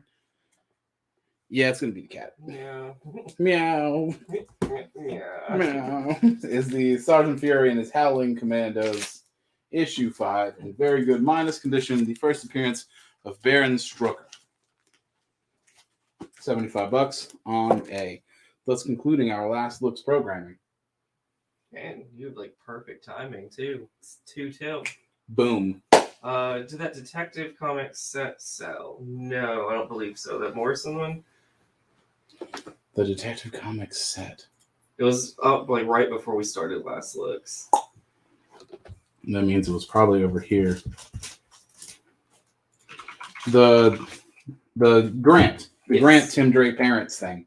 Yeah, I still got that. $16 for it. Near mint minus condition. Can be yours. As a favor to you, Last Looks, I'll go ahead and mark it down to an even 15. Multiples of 5 only.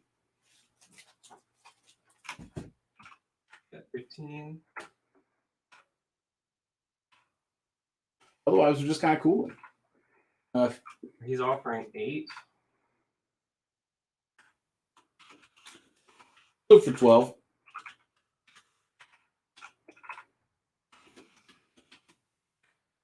I mean, obviously all those kids trade paperbacks are still here, but I don't think we sold any of those. Yeah, we sold 1. Yeah, so I'm not really going to bring those back.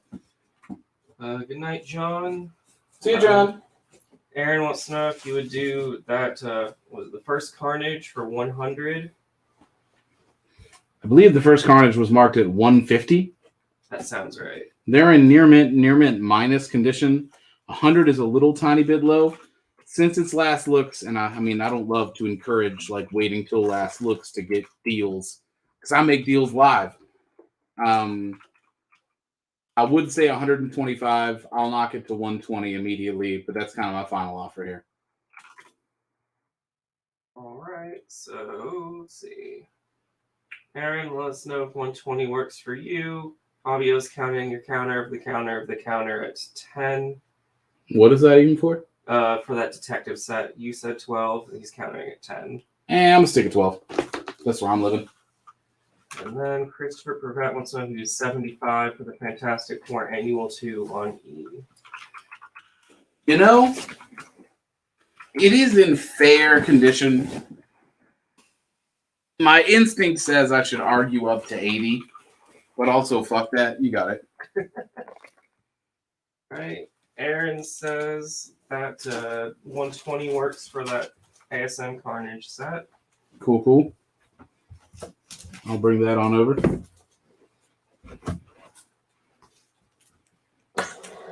Oh, I thought, yeah, I do have a slide. I'm gonna put down that Jean Grey just for fun. That's right, that Jim Lee. Yeah, that Jim Lee, Jean Grey.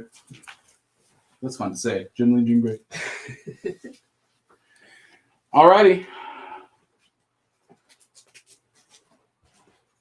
Well, clearly I put my jacket on, so I'm getting ready to leave. I'm gonna stroll on out this door. I'm gonna talk a little slowly, so there's still enough time for comments to come in. I'm gonna act like I'm still looking at the boxes, even though I'm really not. As always, it's been a pleasure. I will see you next Thursday for more Ultimate Comics live show action. Hope you had approximately half as much fun as I did, at least. And I hope that you have an excellent rest of your night. Obviously, he'll do that detective at 12. Okay, cool. Aaron, just make sure that you fill out that form that's linked in the comments there in the description, so that way we can get your invoice sent out for your pickup. Oh yeah, the form is crucial. Yo, is this Aaron's first time? First time. Welcome to the show. We'll see you next week. All right, and with that, like I said, on it now. Thank you.